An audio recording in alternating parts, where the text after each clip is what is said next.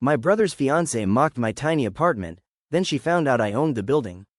The first thing Madison said when she stepped into my apartment was, "Oh my God, Ben, this is adorable. It's like a dollhouse for an adult man." She said it with this bright little laugh like she was being charming. And for half a second I honestly thought maybe she was kidding. Then she kept looking around. My apartment is a garden-level studio in a brick walk-up on the north side of Chicago. It's about 480 square feet if you count the little alcove where I jammed a desk. Under a floating shelf. The ceilings aren't low exactly, but they're not lofty either. And the windows sit high enough on the wall that you mostly get sunlight at an angle. I keep it clean. I've got a dark green couch, a walnut coffee table I refinished myself, a decent rug, framed concert posters, and a row of herbs by the kitchen window that somehow haven't died yet. It's small, but it's not depressing.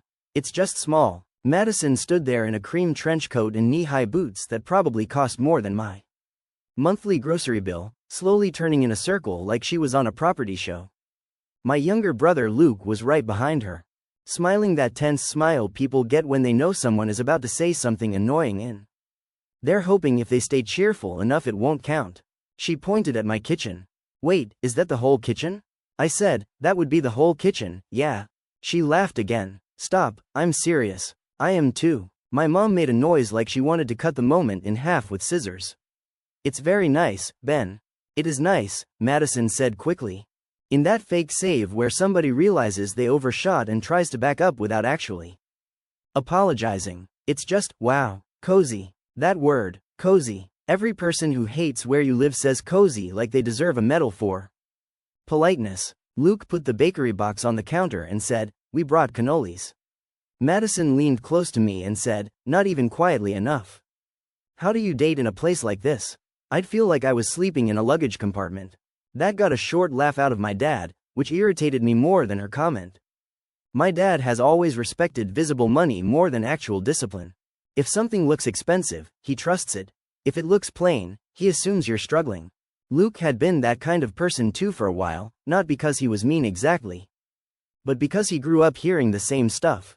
I just shrugged and took the cannolis out of the box. That was the day I met Madison properly. She and Luke had been dating about 8 months. And this was the first time she'd seen where I lived. Luke and I are 3 years apart. I'm 34, he's 31. And for most of our lives he was the easier brother to sell to the world. He was the one with the good hair, the easy smile, the varsity everything.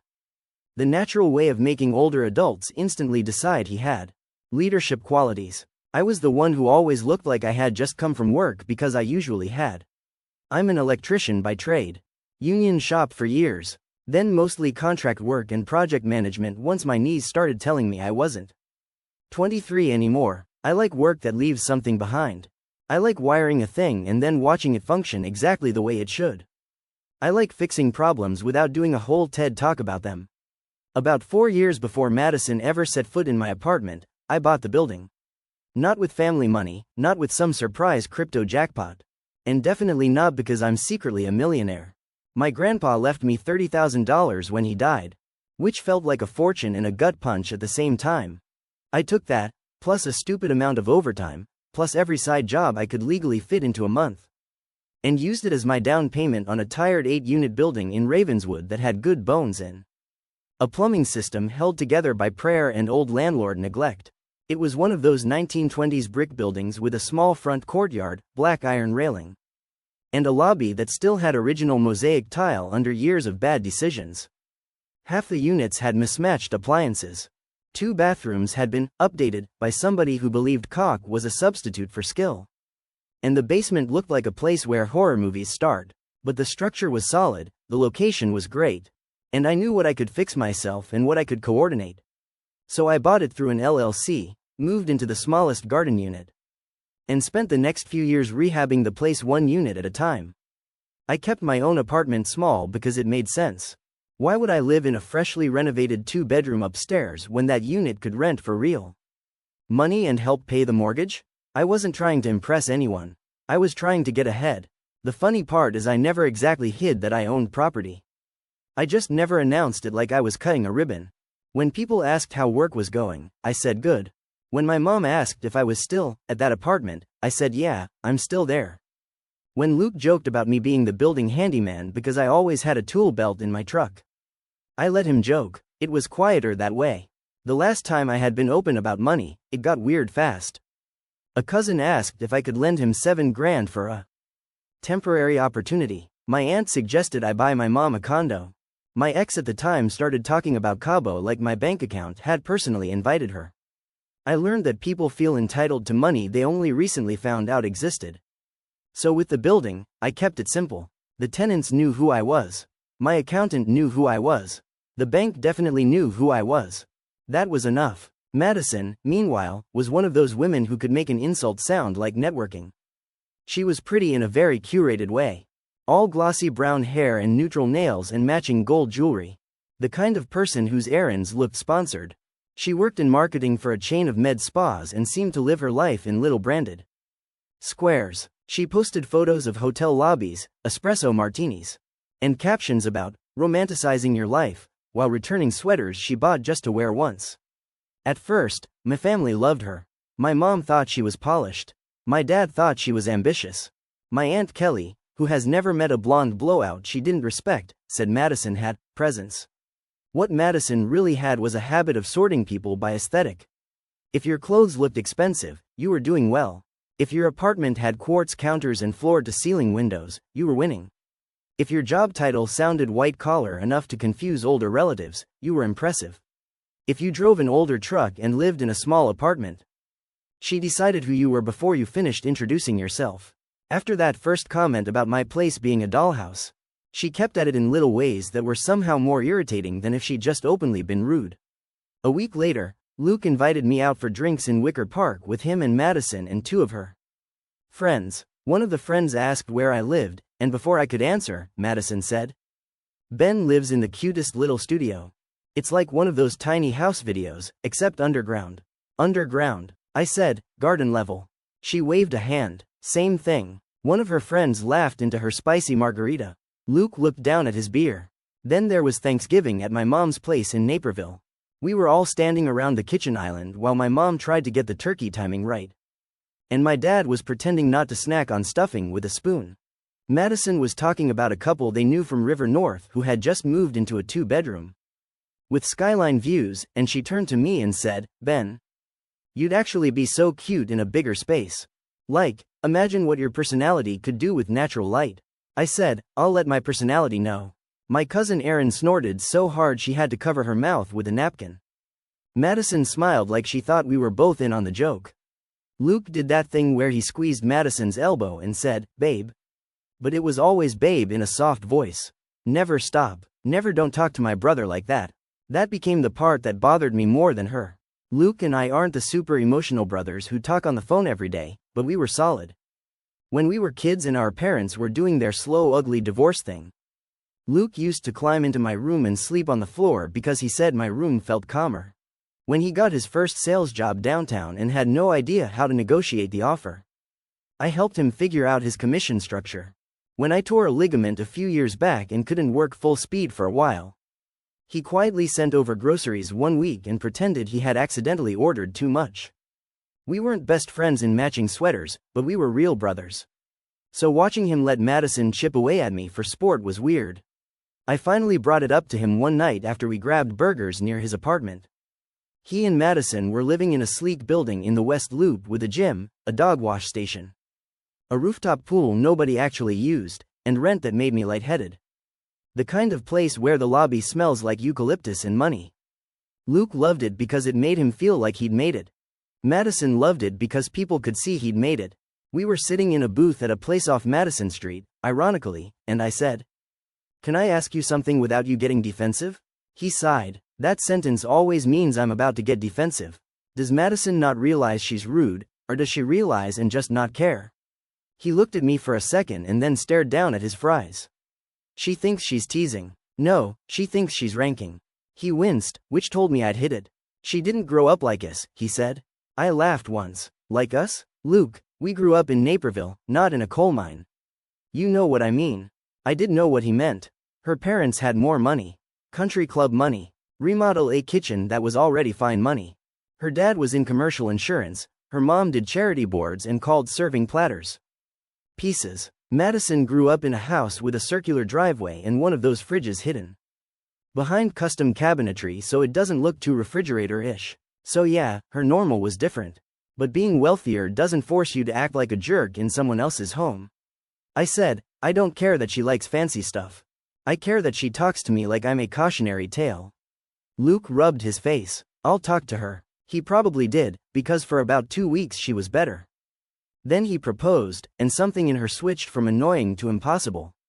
Once the ring was on her finger, every conversation became about venues, florists, seating capacity, bridesmaid dress colors, videographer packages, and the deeply offensive possibility that some wedding chair might not be the exact right ivory. Their original plan was a fall wedding in Lake Geneva, which already sounded expensive to me. But Madison kept adding upgrades like she was playing a game where spending money earned badges. She wanted a live painter. She wanted custom welcome boxes for out-of-town guests. She wanted late-night espresso martinis and a champagne wall. She wanted elevated transportation, whatever that meant. She wanted her bridesmaids at a hotel that had black marble bathrooms because she liked how makeup photos looked against black marble. At Luke's engagement dinner, which her parents hosted at this insanely overpriced restaurant in the Gold Coast, Madison actually asked me what I was wearing 2 days before the dinner because she didn't want anyone to feel underdressed in the photos. That was her wording. Not she wanted people to know the dress code. Not she was going for a certain look. She didn't want anyone to feel underdressed. Translation: don't embarrass me. I showed up in a navy sport coat, clean boots, and the nicest button-down I own. And she still looked relieved like I'd passed an exam.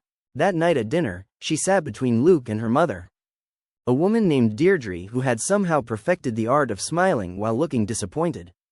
At one point, Deirdre asked where I lived and I told her Ravenswood. Madison jumped in and said, Ben has this tiny apartment in a vintage building. It's very intentional. I said, thanks. I intentionally pay my mortgage. There was a beat of silence. Luke choked on his drink. Her father laughed because he thought I was joking. Deirdre looked at me like I had dripped sauce on a handbag. After dinner, my cousin Erin found me outside by the valet stand and said, "Is it just me or does she talk about your apartment like it insulted her personally?" I said, "It's not just you." Erin shook her head. "She acts like having money is a personality." "It's worse," I said. "She acts like looking like you have money is." The whole time this was happening, I was doing what I always do with the building. Working. I'd spent that winter replacing 2 old electrical panels, dealing with a washer-drain backup, repainting the front hallway, and finishing a full renovation on 3B after a tenant moved to Denver. 3B was a really nice unit by the end of it. 2 bedrooms, 1 bathroom, good light, original trim, refinished hardwood floors, in-unit laundry, new kitchen, actual storage. It would rent fast. My tenants were the opposite of Madison's world, which is probably why I liked them so much. Mrs. Alvarez in 1A brought me tamales every Christmas and scolded me for not owning enough jackets. A travel nurse named Kelsey in 2B once called me at midnight because she smelled electrical burning from an outlet, and then apologized for 3 days after because it turned out to be her air fryer cord. A guy named Trevor in 4A taught 7th grade science and spent his summers biking around the city. Like he had no mortgage of his own waiting somewhere. They were normal people. They worked. They paid rent. They texted me when a faucet dripped. Nobody was curating a lifestyle. Around May, Luke started looking tired. At first it was little stuff. He canceled plans twice in a row because he was buried. He showed up to my place one Saturday morning to help me move an old vanity out of the basement and looked like he hadn't slept. His jaw was tight in that way people get when they're trying to keep their whole life from spilling out through their face. We hauled the vanity to the alley, and when we were drinking Gatorades afterward on the back steps, I said, "What's going on?" He stared out at the fence. "Nothing. Wedding stuff. That's a category, not a reason." He let out a long breath. "She's stressed. So are you." He gave me this humorless little smile. "Yeah." I waited. Finally he said, "Our lease renewal came in. And it's insane." I knew their current rent was already stupid. When he told me the renewal number, I actually laughed because I thought he was kidding. He wasn't. "Can you swing it?" I asked. He rubbed the back of his neck. "Technically, maybe, but not with the wedding. And my comp plan changed in January, so my bonuses aren't what they were." There it was, the first real crack. What does Madison want to do? He looked at me like I was asking what a shark wanted to do near blood. Stay in the West Loop or move somewhere that feels the same. Can she afford it? She says once we're married it'll all balance out. That answer was so vague it circled back to terrifying. I didn't say I told you so. I just said, if you need to downshift for a year, that's not failure. He laughed like I'd said the least realistic thing in the world. Try telling her that. A few weeks later, my mom called me while I was at Home Depot buying grout. She said, honey, do you know of any apartments in your area? Luke and Madison might need to move. I balanced the phone on my shoulder and steered my cart past bathroom vanities. I know of one in my building that'll be ready in July. Oh good, could you ask your landlord if he'd hold it for them? There it was again, your landlord. I said, maybe. My mom lowered her voice even though nobody was on speaker. Madison is having a hard time with it. She feels like moving to a smaller apartment right before the wedding would be embarrassing. I nearly ran my cart into a display of mirrors. Embarrassing to who? I asked. You know how weddings are. No, Mom, I actually don't know how rent prices are embarrassing. She gave me the patient sigh mothers use when they think you're making their lives difficult on purpose. I'm just asking if you can help your brother. I can help Luke, I said. Madison is a separate question. My mom ignored that entirely. Just see if your landlord can show them the place. I said I would and hung up. That night Luke texted me. Hey, Mom said there might be a unit in your building? I stared at the message for a second and typed back. Yeah, 3B should be ready soon. Any chance you could put in a good word for us? I looked around my apartment, at the tool bag by the door and the stack of tile samples on the table, and actually smiled. Sure, I wrote. Madison texted me for the first time in months about 10 minutes later. Luke says there's a unit opening up. Would love details if it's actually nice smiley face. That smiley face at the end did a lot of work. I sent back photos of 3B. Bright living room, white oak floors, green kitchen cabinets, matte black hardware, clean bathroom tile. She replied in under a minute. Okay wait, this is genuinely cute. Is this really in your building?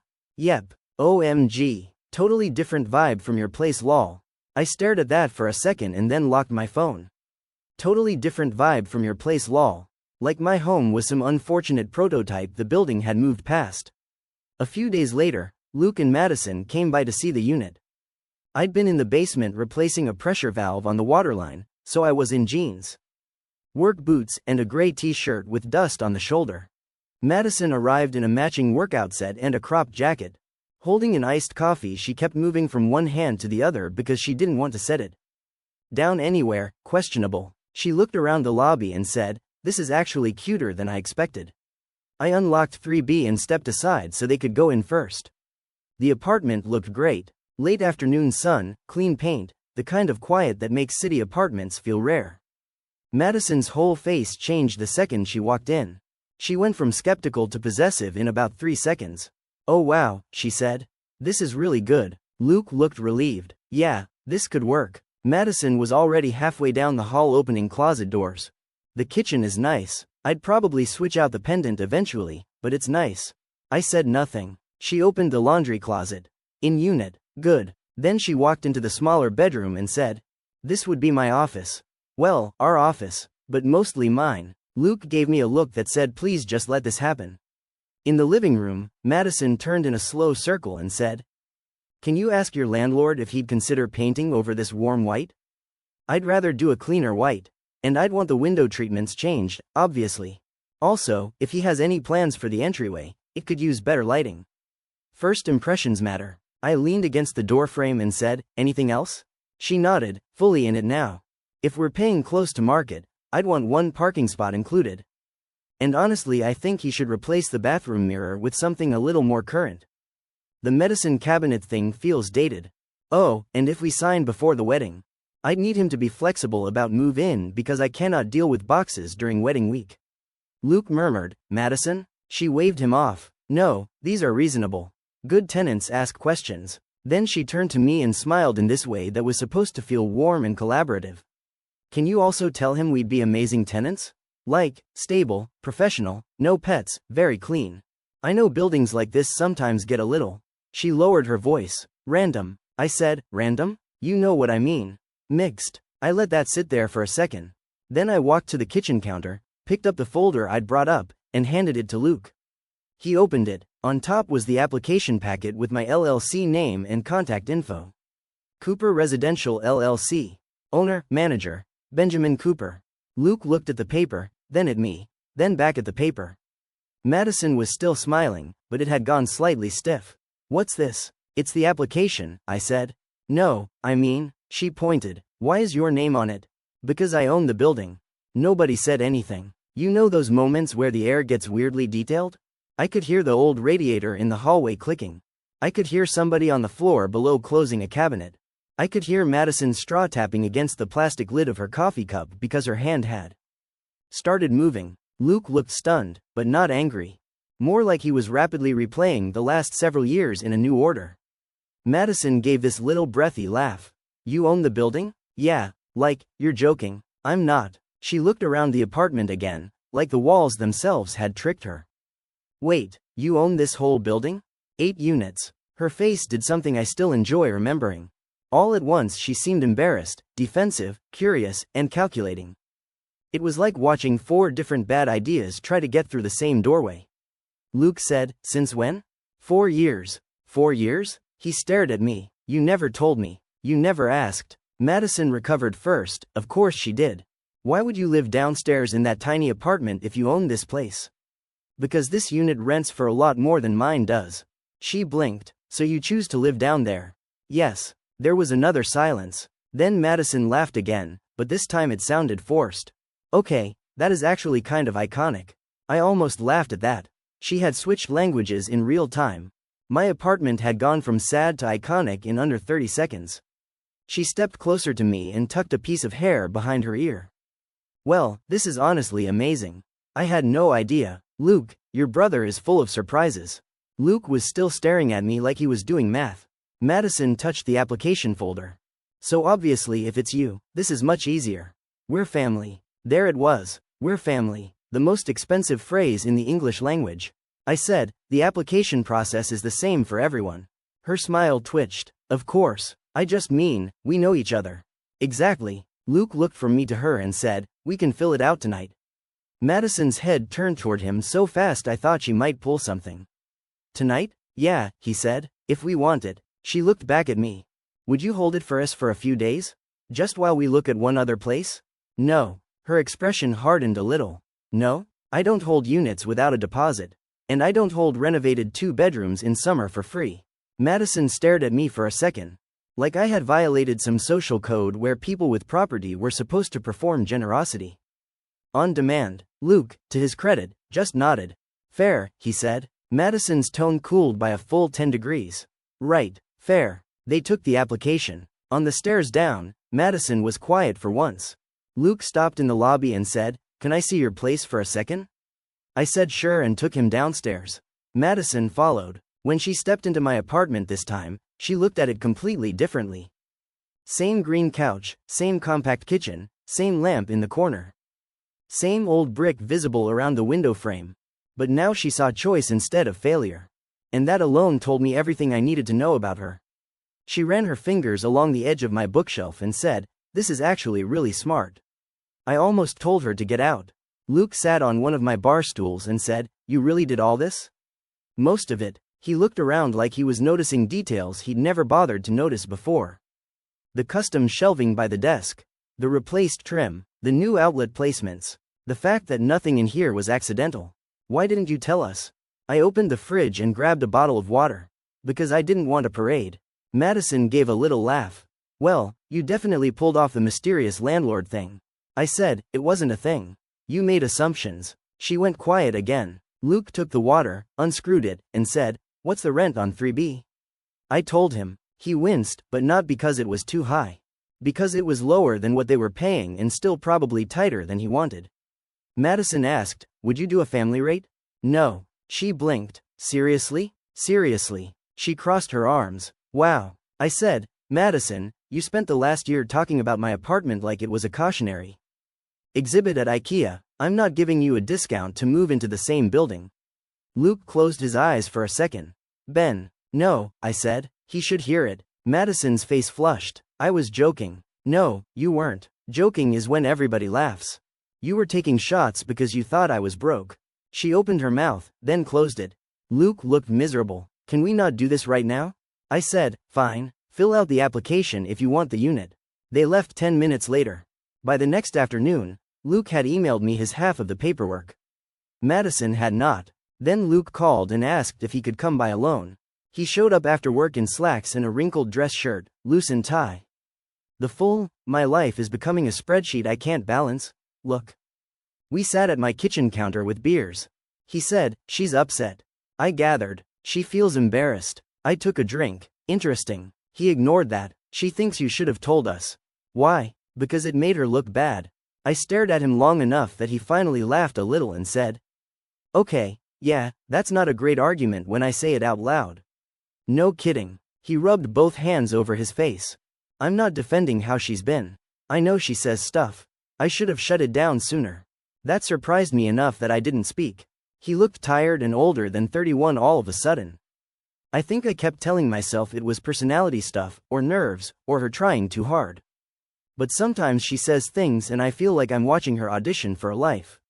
That was probably the most honest thing he'd said about her. I asked, can you afford the unit? He stared at the beer bottle. If it's just me, yeah. That landed heavier than he meant it to. I said, what do you mean if it's just you? He was quiet for a while. Then he said, I found out 2 weeks ago she's got a lot of credit card debt. How much is a lot?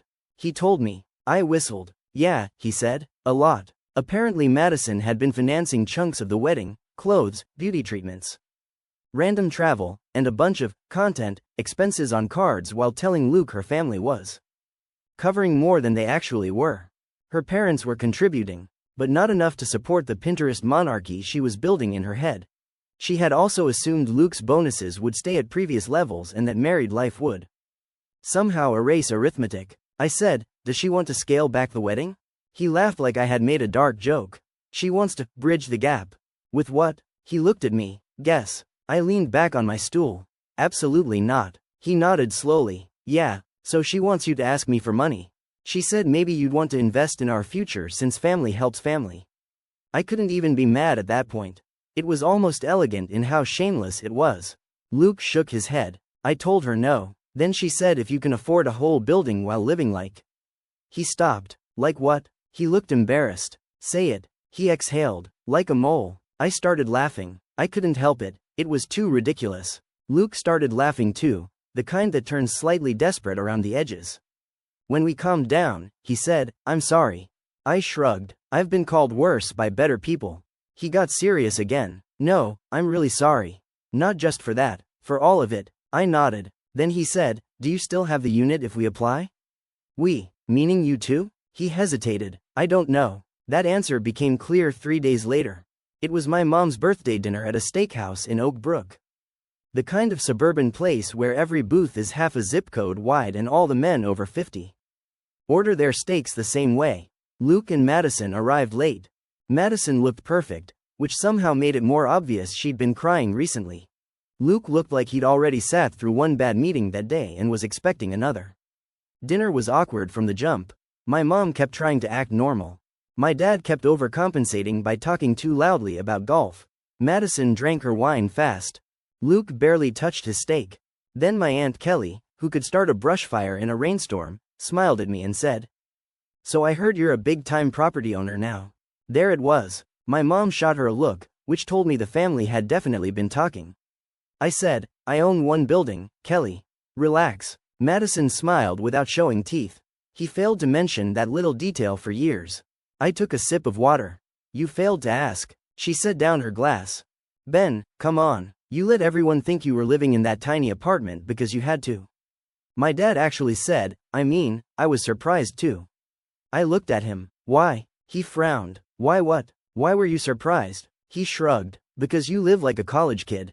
That irritated me more than Madison ever had. I live below my means. Madison laughed softly. Those are not the same thing. I turned to her. They are if you're not trying to impress people. The whole table went quiet. My mom hissed, Benjamin. Madison leaned back in her chair. I'm just saying, it feels deceptive. Deceptive, I repeated. Yes, you know, acting like you're one thing when you're another. I almost admired the nerve. Luke finally spoke. Madison. She kept going. No, because now suddenly he's acting like some hard-nosed landlord when this whole Time we thought he was just. I don't know. Just what? I asked. She looked right at me. Struggling. There it was. Clean. Simple. Honest for once. My aunt looked down at her plate. My mom looked mortified. My dad looked uncomfortable because now the thing he privately believed had been spoken out loud by someone else, which always makes people feel naked. I said, very calmly, that is exactly why I never corrected anyone.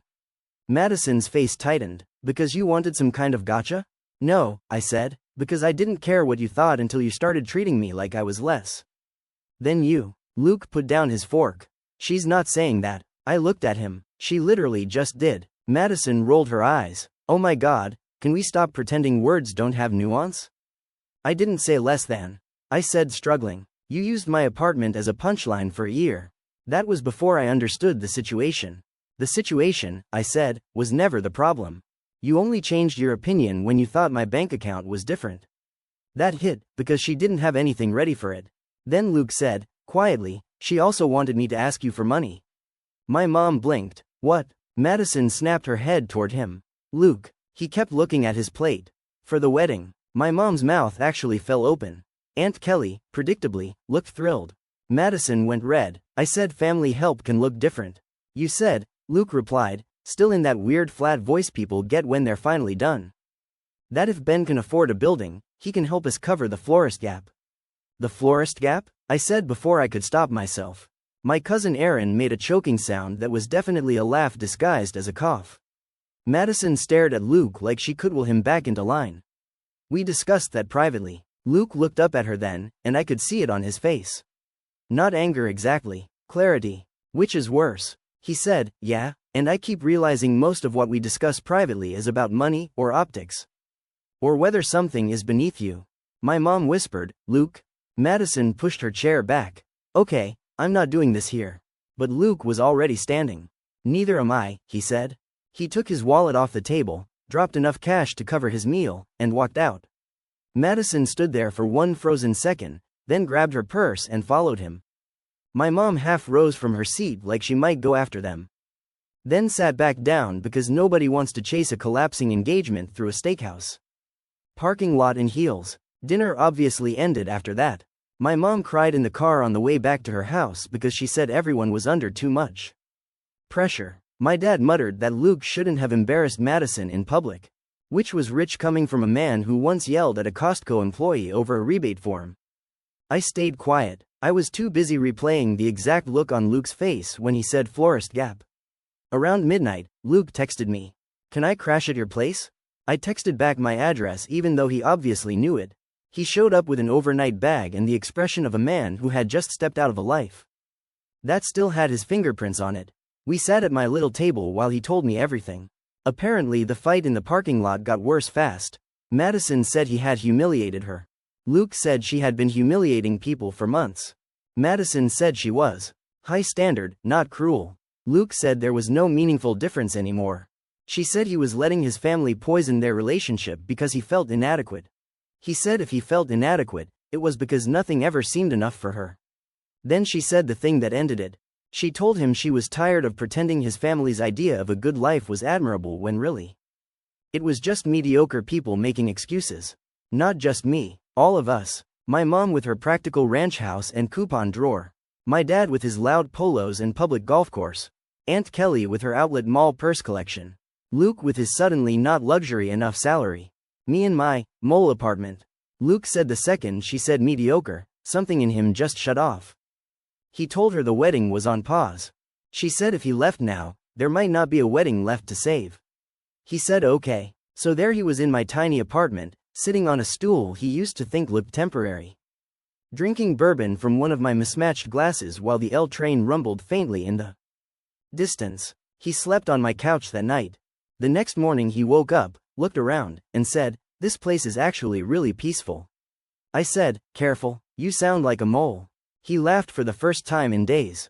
For the next 2 weeks, he bounced between my place and hotels when he had early meetings downtown.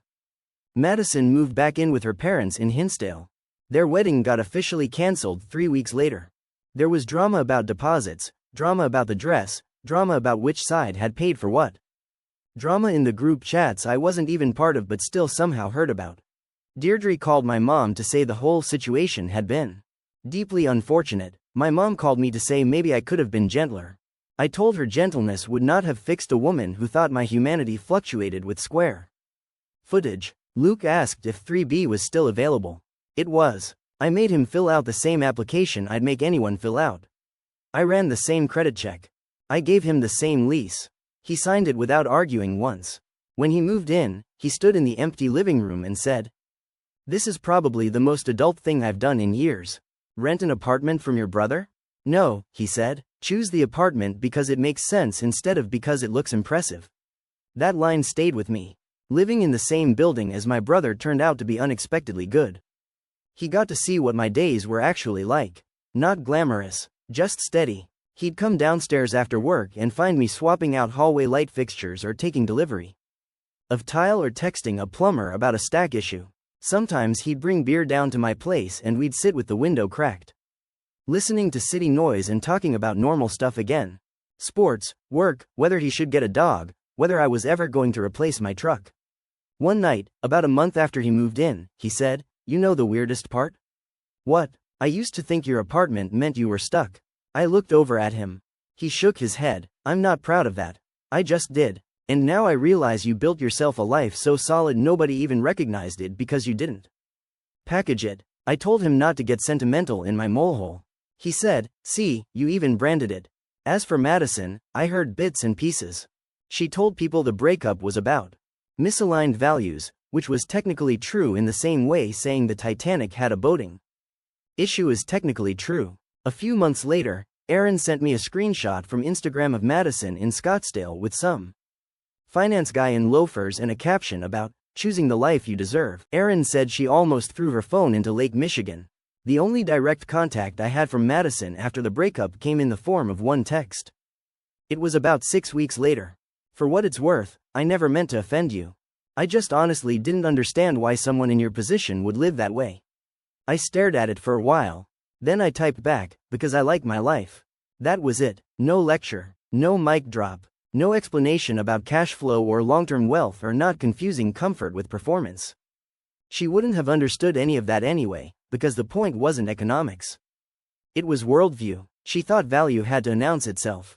I didn't. I still live in that same apartment now. It still has the green couch. The herb plants are somehow still alive. I finally replaced the lamp in the corner after Mrs. Alvarez told me it looked like it belonged in a dentist's office. Luke's still upstairs in 3B, though now he talks about maybe buying his own place eventually. And when he says it, he means a place he can actually afford. Not a place that photographs well from the lobby.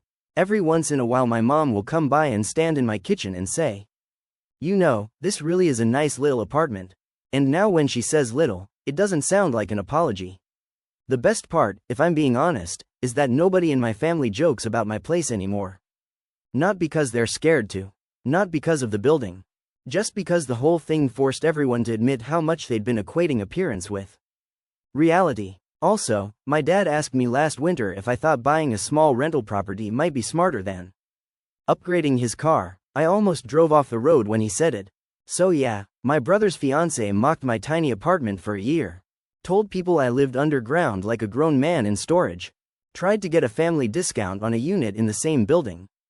And then found out I owned the whole place. She lost her mind, my brother lost his patience. And somehow I ended up with a tenant who shares my last name and finally understands why I kept the best unit for the mortgage instead of my ego. And for the record, my apartment still isn't a dollhouse. But the cannolis that day were good. Story 2. My dad called me his biggest failure at family dinner. Then the CEO walked in and hugged me. My dad called me his biggest failure with a steak knife in one hand and a glass of red wine in the other. He was standing at the end of the long table in a private dining room at the hotel where I work. Halfway through what was supposed to be his 65th birthday toast, and he had that flushed, overconfident look he gets when he's had just enough to stop editing himself but not enough to slur. My mom was smiling too hard. My older brother Ethan was looking down at his plate like he already knew where this was going. My younger sister Paige had her phone face down beside her water glass for once. Which is how I knew even she felt the tension. My dad lifted his glass toward Ethan first and said, "My firstborn, the attorney, always did things the right way." Then toward Paige, and my girl, who could sell sunshine in a rainstorm. Then he turned to me with this weird smile, the kind that already has a blade in it. And then there's Nora, smartest kid I had, biggest failure I ever produced. There was this awful little laugh from one of my uncles. The kind people let out when they think something might be a joke and they don't want to be the only one not in on it. My mom hissed, "Rick," under her breath, but not in a way that meant stop. More in a way that meant not in public. I just sat there. I wish I could say I stood up and threw my napkin down and told him to go to hell. I didn't. I froze. That's the thing nobody tells you about being the family punching bag once you're an adult. It still hits you like you're 12. My dad kept going because of course he did. I mean, look at her, he said, waving the knife vaguely in my direction. Straight A student, debate captain, full scholarship, all that promise. And now she manages room service and birthday parties. A couple people shifted in their chairs. Ethan said, "Dad," in that tired warning voice he's used since college. Paige took a sip of wine and stared at the tablecloth. I should explain here that I do not manage room service and birthday parties. I'm 31, I live in Chicago, and I'm the director of operations at the Alder House, which is a luxury hotel downtown that caters to the kind of people who say things like, "Have them move my dinner reservation to the terrace," and "Can someone steam this dress immediately? I'm meeting investors in 20 minutes. My day usually starts before sunrise and ends whenever the building stops finding new ways to be dramatic. I handle staffing, guest issues, vendors, events, maintenance escalations, VIP arrivals, and the kind of quiet crisis management most people never notice because if I'm doing my job right, they don't have to. It's not glamorous the way people think glamorous is.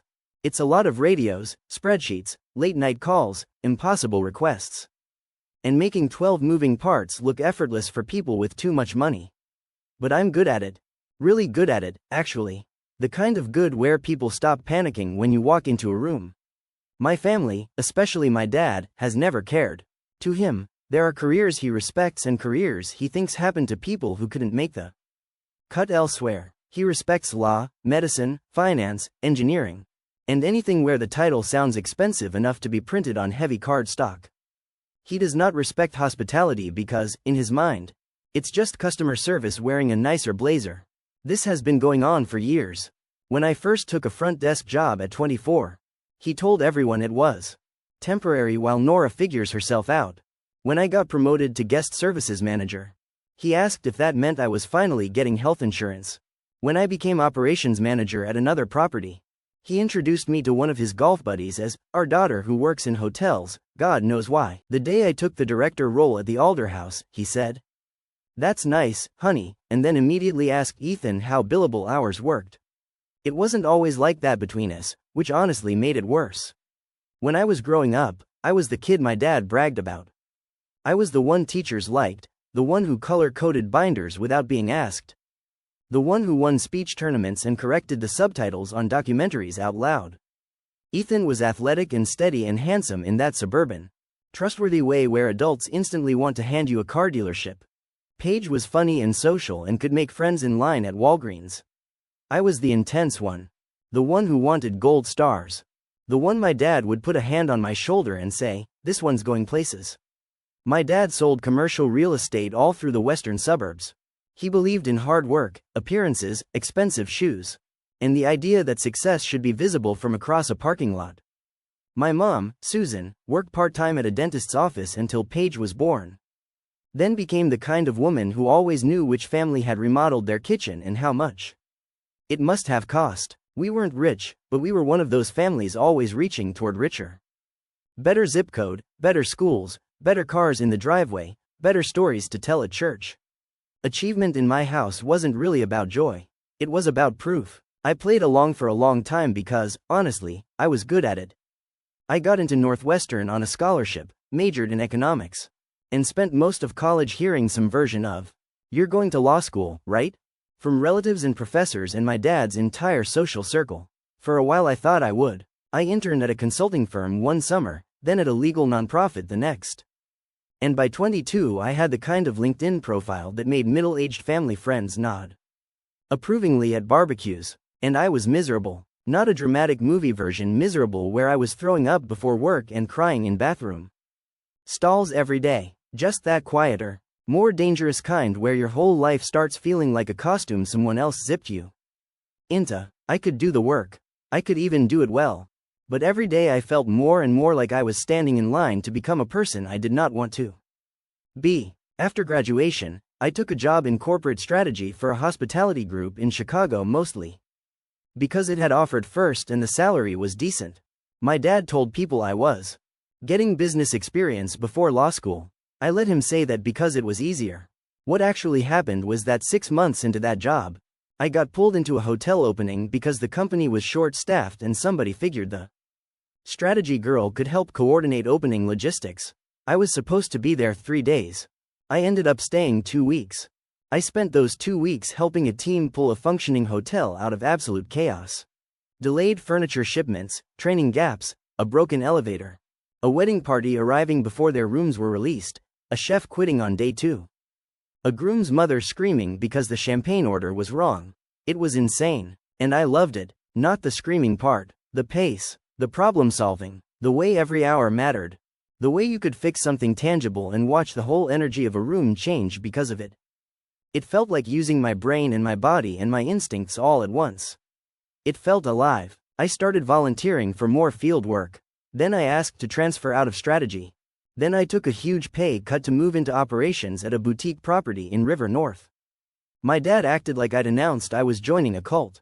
I still remember that dinner, because apparently my life is cursed around dinner tables. He sat back in his chair, put his napkin down, and said, "So let me get this straight. You went to Northwestern to hand out key cards? I'm not handing out key cards. That's not what it sounds like. It's operations. It sounds like a step backward. It's not." He gave me that look he used to give me when I was a teenager making what he considered a stupid point. "Nora, you are too smart to throw your life away in service work." I said, "Maybe I don't think it's throwing my life away." He actually laughed. My mom said, maybe she just wants something lower stress for a while. Which was somehow worse, because it reduced the whole thing to a phase. That was the first time I realized they would never automatically respect anything I chose if it didn't match the version of me they had already sold to other people. So I stopped trying to convince them. I built my career anyway. I worked 12-hour shifts and holidays and weekends. I learned how to read people in 10 seconds. I learned which banquet captains could handle chaos and which assistant managers folded the second a VIP raised their voice. I learned how to calm a honeymooning couple whose room flooded at midnight. How to comp strategically without training people to throw tantrums. How to spot a staff problem before it became a lawsuit. How to move 140 people through a building without making it feel like a machine. I learned the exact tone you need when a rich man thinks his inconvenience is a human rights issue. I also learned how invisible competent women can be in an industry full of men who take credit in expensive loafers. I moved from guest services into rooms division, then full operations. I switched companies once, then got recruited to the Alder House 3 years ago when the previous director burned out. The Alder House is one of those old Chicago properties with limestone on the outside. Insane floral arrangements in the lobby, and enough chandeliers to make a divorce lawyer smile. We host weddings, political fundraisers, biotech conferences, visiting celebrities, athletes, and occasionally someone who becomes briefly internet famous for behaving like a demon toward front desk staff. It's a hard property to run well. That's part of why I wanted it. My general manager, Lisa Moreno, is the first boss I've ever had who didn't speak to me like I was either a future threat or a useful daughter substitute. She's sharp, calm, and terrifying in the best possible way. She noticed pretty quickly that I don't crack under pressure and that I don't care much about ego. If the work gets done. Over time she started pulling me into bigger conversations, budget meetings, ownership calls, recovery plans when a pipe burst on 14 during a medical conference and we had 6 flooded suites, one influencer filming the entire thing, and a pediatric surgeon threatening to blast us in a group chat with half the city's hospital leadership in it. That weekend was ugly, but we got through it. 2 weeks later our CEO, Daniel Mercer, called Lisa and me personally to say the response had saved the quarter from becoming a reputational bloodbath. Daniel is one of those men who can walk into a room wearing a navy suit and somehow make everyone around him sit straighter without ever raising his voice. He built Mercer Hospitality from a regional boutique chain into a national brand over 20 years. And he remembers weird details about people in a way that makes you feel both seen and mildly investigated. The first time I met him, I expected polished executive theater. Instead, he asked why our guest response times were lagging during weather events and actually listened to my answer. Over the last year, he started including me in more corporate-level conversations. Not every week, not in some dramatic TV show way, but enough that I understood something was shifting. He'd ask for my take on staffing models. He'd pull me aside after property walkthroughs and ask what I would change if the building were mine. He once told Lisa, directly in front of me, she sees around corners. Don't let anyone bury her in middle management. I did not tell my family any of that. Partly because I'm superstitious and I don't like talking about opportunities before they are real. But mostly because there is nothing quite as exhausting as sharing good news with people who immediately start grading it against whatever they wish you had done instead. If I'd told my dad the CEO knew my name, he would have said, "That's nice, but is there real money in it?" If I told him I was being considered for a regional role, he'd say, "Wouldn't that be a lot of travel?" In the same tone people use when asking if you've considered joining the circus. So I kept my mouth shut and worked. Which is how I ended up hosting my father's birthday dinner in the private dining room of the hotel restaurant where I work. That was not my idea. My mom wanted something special. My dad wanted someplace with standards. Paige wanted somewhere she could take photos without weird lighting. Ethan didn't care as long as there was steak. I suggested about 6 places that were not my workplace. My mom kept circling back to the Alder house because, as she put it, you know everyone there, so it'll be easier. Translation. Maybe we'd get treated like important people. To be clear, I did not comp the dinner. I got them a preferred menu and the private room without the usual minimum because I asked a favor from our food and beverage director, and even doing that made me feel a little gross. I hate mixing family and work because my family treats access like a coupon. My dad, predictably, loved the idea. For 2 weeks leading up to the dinner, he told people, "Norris got us in at the Alder," in the exact same tone he used when Ethan got his first club-level Cubs tickets. He asked if the restaurant could send over a really good bottle on the house. He asked if valet could be waived. He asked if the chef would maybe do something special for him. I said no to all of it. He called me difficult. The day of the dinner was already bad before my family even arrived. We had a bridal suite HVAC issue at noon, a line cook call-out at 1. A guest in 11:18 insisting her dog was an emotional support peacock. And a vendor shipment that got sent to the wrong loading dock. I spent most of the afternoon in heels I regretted and an earpiece that made me feel like I was slowly losing my will to live. At 4:30, Lisa stopped me in the service corridor and asked if I had a second. She had that look on her face she gets when she knows something and is trying not to say it too early. "Are you still free after 7? She asked. Technically family dinner. At the restaurant? Unfortunately. She smiled. Try not to leave the building too fast. Daniel's in from New York with Tom and Marisol. Board meetings ran long. That got my attention. Tom headed finance. Marisol was our. When those 3 were together, it usually meant something more than a casual visit. I said, "Should I be worried?" Lisa leaned one shoulder against the wall. "No, you should probably just wear your regular face and not your panic face." "I don't have a panic face." "You absolutely do, and it's very managerial." Then she walked off before I could ask anything else.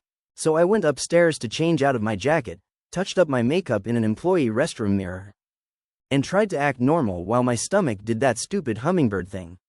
By 6:15 my family was in the private dining room. My dad wore a charcoal blazer with no tie and the smug expression he gets whenever he thinks a room reflects well on him. My mom had on a navy wrap dress and her good earrings. Ethan was there with his wife Melissa, who is kinder than the rest of us deserve. And Paige brought her fiancé Trevor, who works in med device sales and has the personality of an expensive windshield. There were also 2 uncles, 1 aunt, and a cousin because my mom hears the words, "small family dinner," and interprets them creatively. The first 10 minutes were fine. Annoying, but fine. My mom said, "This room is beautiful, honey," like I had personally built it.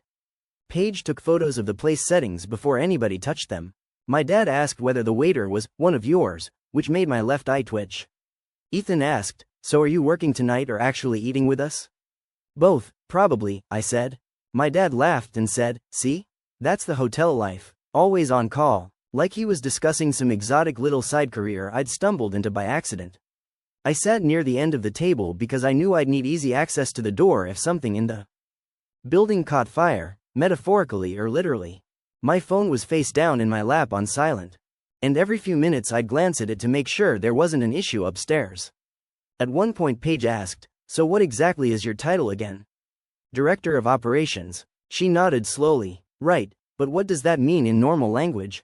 "It means if anything goes wrong in the hotel, I'm one of the people responsible for fixing it."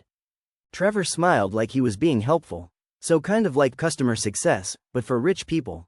Melissa winced for me. Ethan drank water. I said, "Sure." Then my dad said, "Nora's always had a talent for dealing with difficult personalities." Which sounds complimentary unless you know him well enough to hear the undertone. That was the rhythm of the evening. Little digs wrapped in dinner conversation. Ethan talking about a partner track conversation at his firm. Paige talking about a Napa bachelorette trip for one of her friends. My mom asking when I thought I might finally take a real vacation. My dad saying, well, if she ever gets a normal schedule. Nobody at that table asked me a single real question about my work. Not one. They either turned it into a joke or a curiosity or a convenience. Dinner itself was excellent, which somehow made the whole thing more surreal. Perfect steaks, truffle mashed potatoes, charred broccolini. One of those butter cakes the restaurant does that makes people go quiet for 30 seconds. I barely tasted any of it because I was tired and waiting for the evening to be over and also thinking about what Lisa had said in the hallway. Dessert came, more wine came, my dad got louder. Then he stood up for the toast. I already told you the first lines. But what I haven't said is how his voice sounded when he said them. Not angry. Not even cruel, exactly. Almost fond. Like he was delivering some long-established family truth everyone should just accept. That's what hurt the most. If he'd yelled at me, it would have been easier. Instead he made me feel publicly reduced. Like all my work, all my years. All the things I had built in spite of him had somehow evaporated into the little role he'd assigned me. After he said I was his biggest failure, there was that awful pause. Then he added, I mean, she knows I love her, but come on. We all thought she'd be the one making 7 figures in a courtroom. Not folding napkins for hedge fund guys. Something in my chest went cold. Melissa said, softly, Rick, that's enough. My mom looked at me and then away, which honestly was classic her. She always hated conflict as long as it required her to take an actual side.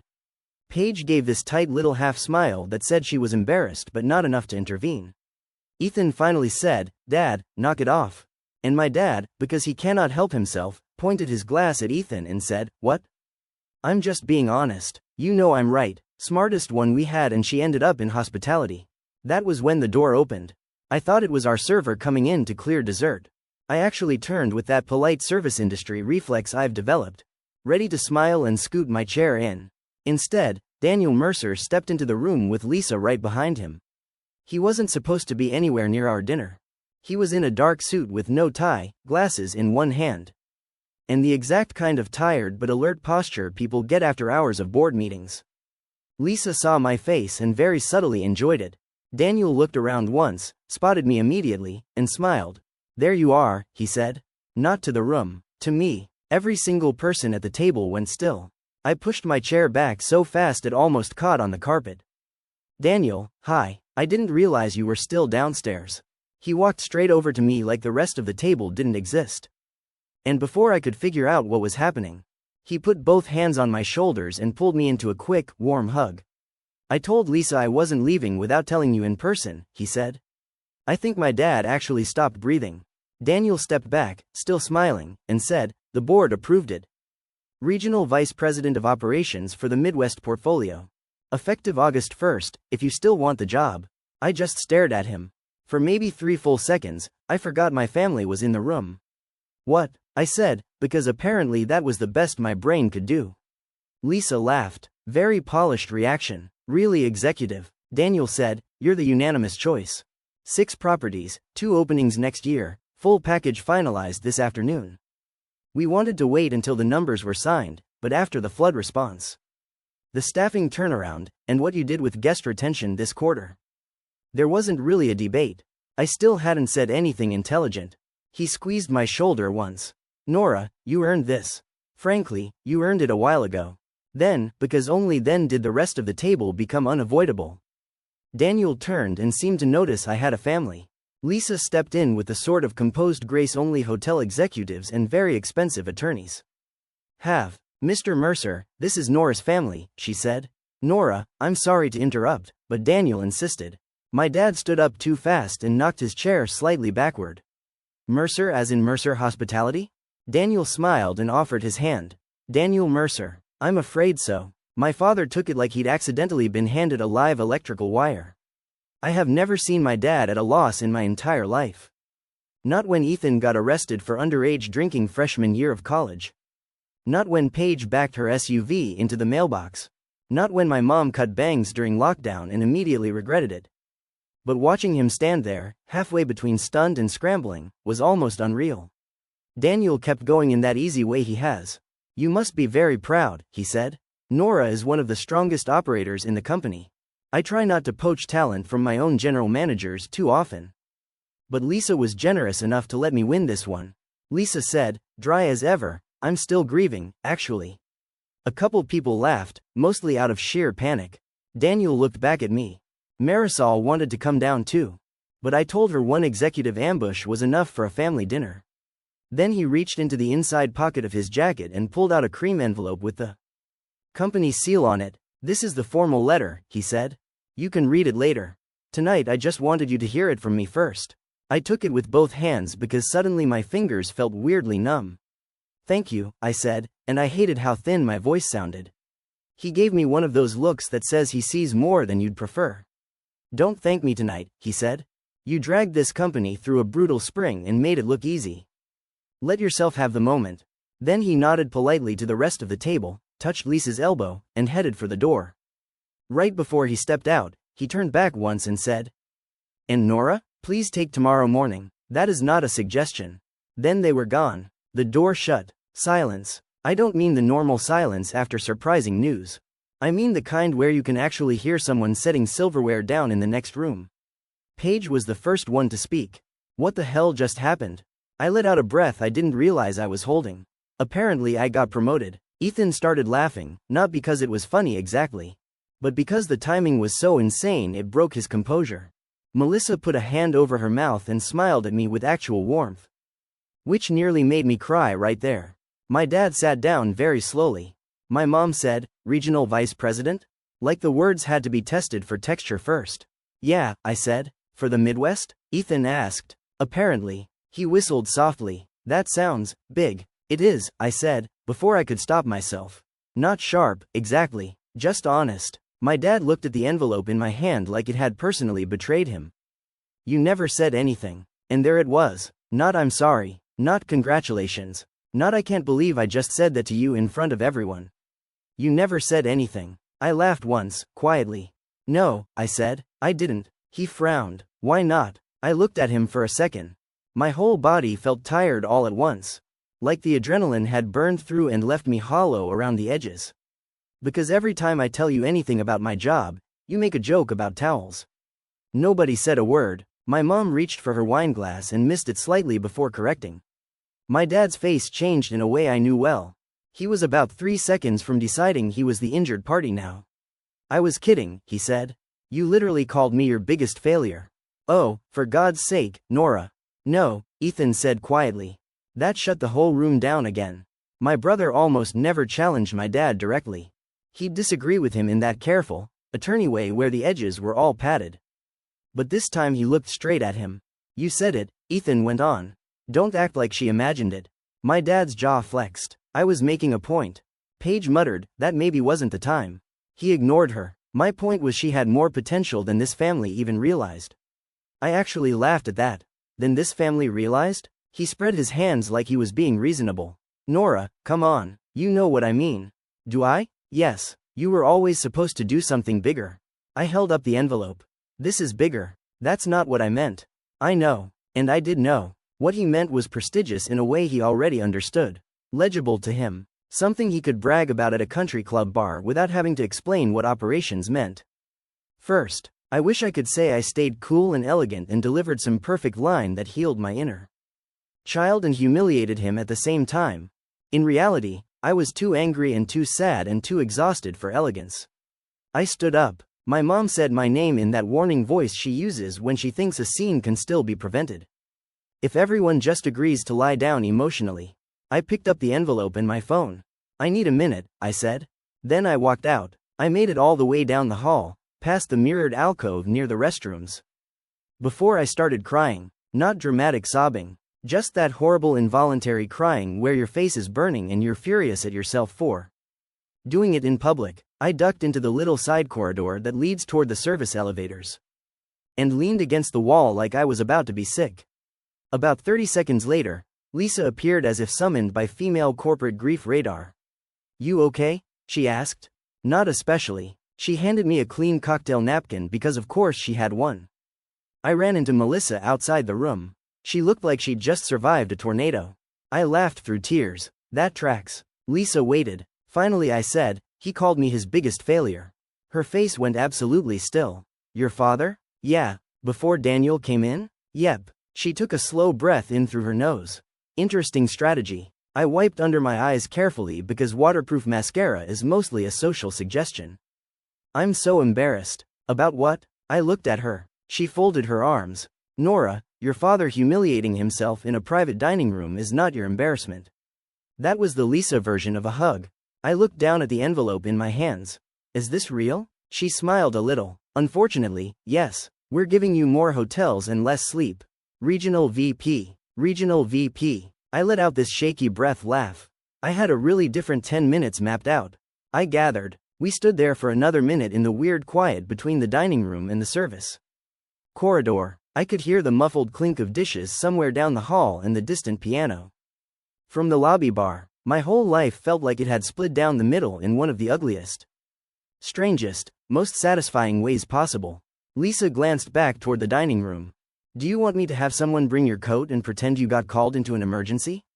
I almost said yes. Then I thought about it and shook my head. "No," I said. "I'm going back in." Good. When I walked back into the room, the energy had changed completely. It was like everyone had been assigned new roles while I was gone and nobody was comfortable in them yet. Melissa gave me a small smile. Ethan looked relieved I'd returned. Paige looked curious in a way that bordered on impressed, which I hated that I noticed. My mom looked guilty. My dad looked annoyed, which somehow made the whole thing worse. Because apparently even now he thought he'd been the one slighted. I sat down. Nobody spoke for a second. Then Paige said, "So what does that actually mean? Like, are you going to travel all the time now?" It wasn't the most sensitive question, but weirdly I appreciated that it was at least a real one. "Probably some," I said. "I'd oversee 6 properties. Chicago, Milwaukee, Minneapolis, Detroit, then the 2 new openings next year." Trevor blinked. "That sounds intense." "It is." Ethan said, "That's a major job, Nor." That might have been the first time he'd ever said something about my career that wasn't half joking or politely vague. "Thanks," I said. My mom leaned forward slightly. "Honey, why didn't you tell me you were up for something like that?" I looked at her and almost said because you would have turned it into a conversation about weather. The hours were ladylike, but I decided I was too tired to start a second war. "I wanted it to be official first," I said. She nodded like that made sense, but her eyes kept flicking toward my dad. And my dad, unbelievably, still couldn't leave it alone. "Well," he said, adjusting his napkin like he was regaining control of the evening. "If that's the kind of trajectory this has, then obviously I misjudged the ceiling." I stared at him. Not the insult, not what he said 20 minutes ago. The ceiling. Like the problem all along had just been the salary band. I said, "That's not what you misjudged." He opened his mouth, closed it, and reached for his wine. Nobody really recovered after that. Dessert plates got cleared, coffee arrived that nobody wanted. My aunt told me congratulations like she was speaking in a church. One uncle asked if hotel executives got stock options, which felt aggressively on brand for our family. When the bill came, my dad actually glanced at me like he expected some magical last-minute comp to materialize now that I was apparently respectable enough again. I let him pay full price.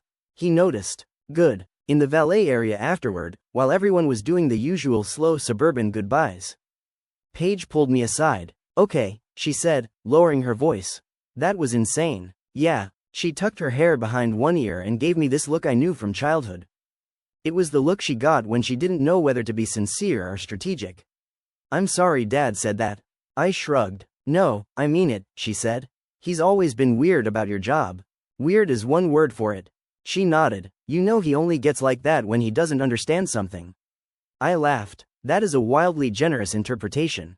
Fine, she said, or when he can't brag about it correctly. That's closer. Then, because Paige is still Paige, she added, but also regional VP is very braggable. I actually smiled at that. Please never say braggable again. She grinned. Can you get me a room rate for Labor Day if I apologize harder? There she was. I told her no. Ethan caught me before I left too. He was standing by the revolving doors with Melissa, coat over one arm. I should have said something sooner, he said. Maybe because he's a lawyer. He has this annoying habit of sounding even more truthful when he's uncomfortable. He looked genuinely upset. At the table, he added. Before it got that far. Melissa touched his sleeve. We both should have. I looked at them for a second. I'd spent years being angry at Ethan in this background radiation kind of way. Not because he was openly cruel, but because being the golden child lets you be passive in ways that still hurt other people. He got to float above a lot of family ugliness because my dad saw himself in him. But he had stepped in. Late, yes, still. You did say something, I said. After he'd already said it. Which is more than Mom did. Melissa made a face like that was too true to touch. Ethan sighed. For what it's worth, I never thought you were a failure. I looked at him. He rubbed the back of his neck. I didn't really get what you did, if I'm honest. But every time somebody in this family needed a reservation, a solution, a calm head, or a backup plan, it was you. I should have connected those dots a lot sooner. That was maybe the nicest thing my brother had ever said to me. I thanked him. Melissa hugged me. They left. My parents did not leave so gracefully. My mom came over first, wrapped in her coat, lipstick slightly faded, eyes anxious. You know your father loves you. There it was, the anthem of women who survive men by explaining them to everyone else. I said, that doesn't make what he said okay. I know that. Do you? She looked stung. Nora. No, Mom, seriously, because this happens all the time. And every time everyone acts like I'm supposed to just absorb it because that's how Dad is. She glanced over at the valet stand where he was pretending not to watch us. He's proud of you, she said quietly. He wasn't. 10 minutes before Daniel walked in. She didn't answer that because there wasn't a good answer. Then my dad came over. He had both hands in his coat pockets, chin lifted. The exact posture of a man approaching an argument he fully intends to lose on principle. Well, he said, congratulations. I almost laughed. Thanks. He shifted his weight. You know I didn't mean failure the way you took it. How did you mean it? He exhaled through his nose. I meant you had enormous potential. And it was frustrating watching you disappear into something I didn't think used it. I looked at him, really looked at him, at the silver coming in around his temples, at the stubborn set of his mouth. At the ego that had carried him through decades of sales and family life and somehow convinced him. Sincerity was weakness unless it made him look magnanimous. You didn't think my career used my potential because you didn't respect it, I said. That's not entirely fair. It's exactly fair. He started to say something else, then stopped. His eyes flicked to the hotel behind me, then back to me. I just wanted more for you, he said. No, I said, you wanted different. He didn't deny that. For a second we just stood there while some guy in a puffer vest argued with the valet about a Tesla ticket. Then my dad said, you could have told me you were doing this well. And again, somehow, it was back on me. I said, you could have asked without mocking me first. Then I got my own keys from the valet stand, told them good night, and drove home. I did not open the envelope until I was in my apartment with my shoes off and my hair up and the city noise down to its normal soft hum outside the windows. It was real. Base salary higher than I'd expected. Performance bonus, equity component, relocation allowance if I wanted to move later, though the role would be based in Chicago for now. Formal reporting structure. Start date August 1st. At the bottom was Daniel's signature and, in handwriting beneath it, proud of you. DM. I sat on my couch and cried again, which I was getting a little tired of by then. The next morning, true to his word, Daniel had blocked my schedule until noon. At 9:30 Lisa texted me a single line. Do not answer work emails. I mean it. At 10:15 my mom called. I let it go to voicemail. At 11 page sent. Regional VP is such a hot title, honestly. At 11:30 my dad texted, proud of you kid. Dinner got away from me. Not I'm sorry, proud of you. I put my phone face down and went back to drinking coffee. By Monday, the promotion was public internally. My inbox turned into a weird mix of congratulations, networking attempts, and people suddenly remembering they had always believed in me. One regional sales director I barely knew sent me a note that said, "Knew it was only a matter of time. That's corporate for I'm rewriting history in real time." My family was worse. My dad shared the company announcement on Facebook with the caption, "Proud of my daughter Nora on her big promotion. Hard work always wins." I stared at it for a full minute. Then I laughed so hard I scared my cat. Yes, I have a cat. Her name is Olive and she bites people who move too quickly near her food bowl. My dad once called her the final accessory in your weird little single girl hotel life, which is actually one of the funnier insults he's ever come up with. I did not like or comment on the post. A couple relatives texted me like we'd all had a lovely affirming evening instead of a slow motion emotional hit and run. My aunt wrote, "So wonderful when parents are proven right about their kids' abilities." I didn't respond because prison orange is not my color. Ethan took me to lunch that week. Just me and him at a place in the Loop where the salads cost more than basic self-respect. He apologized again, this time more directly. "I got used to Dad doing that thing with you," he said. "I think everybody did. That doesn't make it okay." I told him I knew. He stirred his iced tea for a second and said, "It also probably didn't help that your job made him insecure." That surprised me enough to stop chewing. "What?" Ethan shrugged. He understands winning in rooms where people wear the same suits and use the same titles he does. He doesn't understand influence that doesn't look like his. You built something he couldn't read, so he dismissed it. That was the most useful sentence my brother has maybe ever said in his life. It didn't fix anything, but it explained a lot. My mom took longer. She kept trying to circle the issue from safe angles. She'd ask about travel or tell me somebody from church saw the announcement or mentioned that Dad had shown it to 3 different neighbors. Finally, about 2 weeks after the dinner, I went out to Naperville to help her sort through old boxes in the basement because she somehow still has every school paper we ever brought home. We were sitting on the concrete floor surrounded by labeled bins when she held up one of my debate trophies and said, "Your father really did think you'd be a lawyer." I said, "That was his dream, not mine." She nodded slowly. "I know." I looked at her. "Do you?" She put the trophy down carefully. "He doesn't always know how to love people without turning them into projects," she said. "There are sentences that explain your whole childhood in 12 words or less. That was one of them." I said, "And you let him." She didn't defend herself, which somehow made me feel worse instead of better. After a second she said, "I should have said something that night." "Yeah," I said, "you should have." She looked like she wanted to cry, and part of me felt cruel for not softening it. But another part of me was too tired to translate my pain into something easier for other people to hold. My dad and I didn't really speak for almost a month beyond logistical family texts. Then he called me one evening while I was walking an empty ballroom with a banquet manager and checking centerpieces for a fundraiser. I let it go to voicemail. He called again the next day. Then he texted, "Can we talk like adults?" Which, from him, was rich. I finally met him for coffee on a Sunday morning in a place near his golf club because of course that was his idea of neutral territory. He showed up 10 minutes early in a quilted vest and looked older than he had at dinner.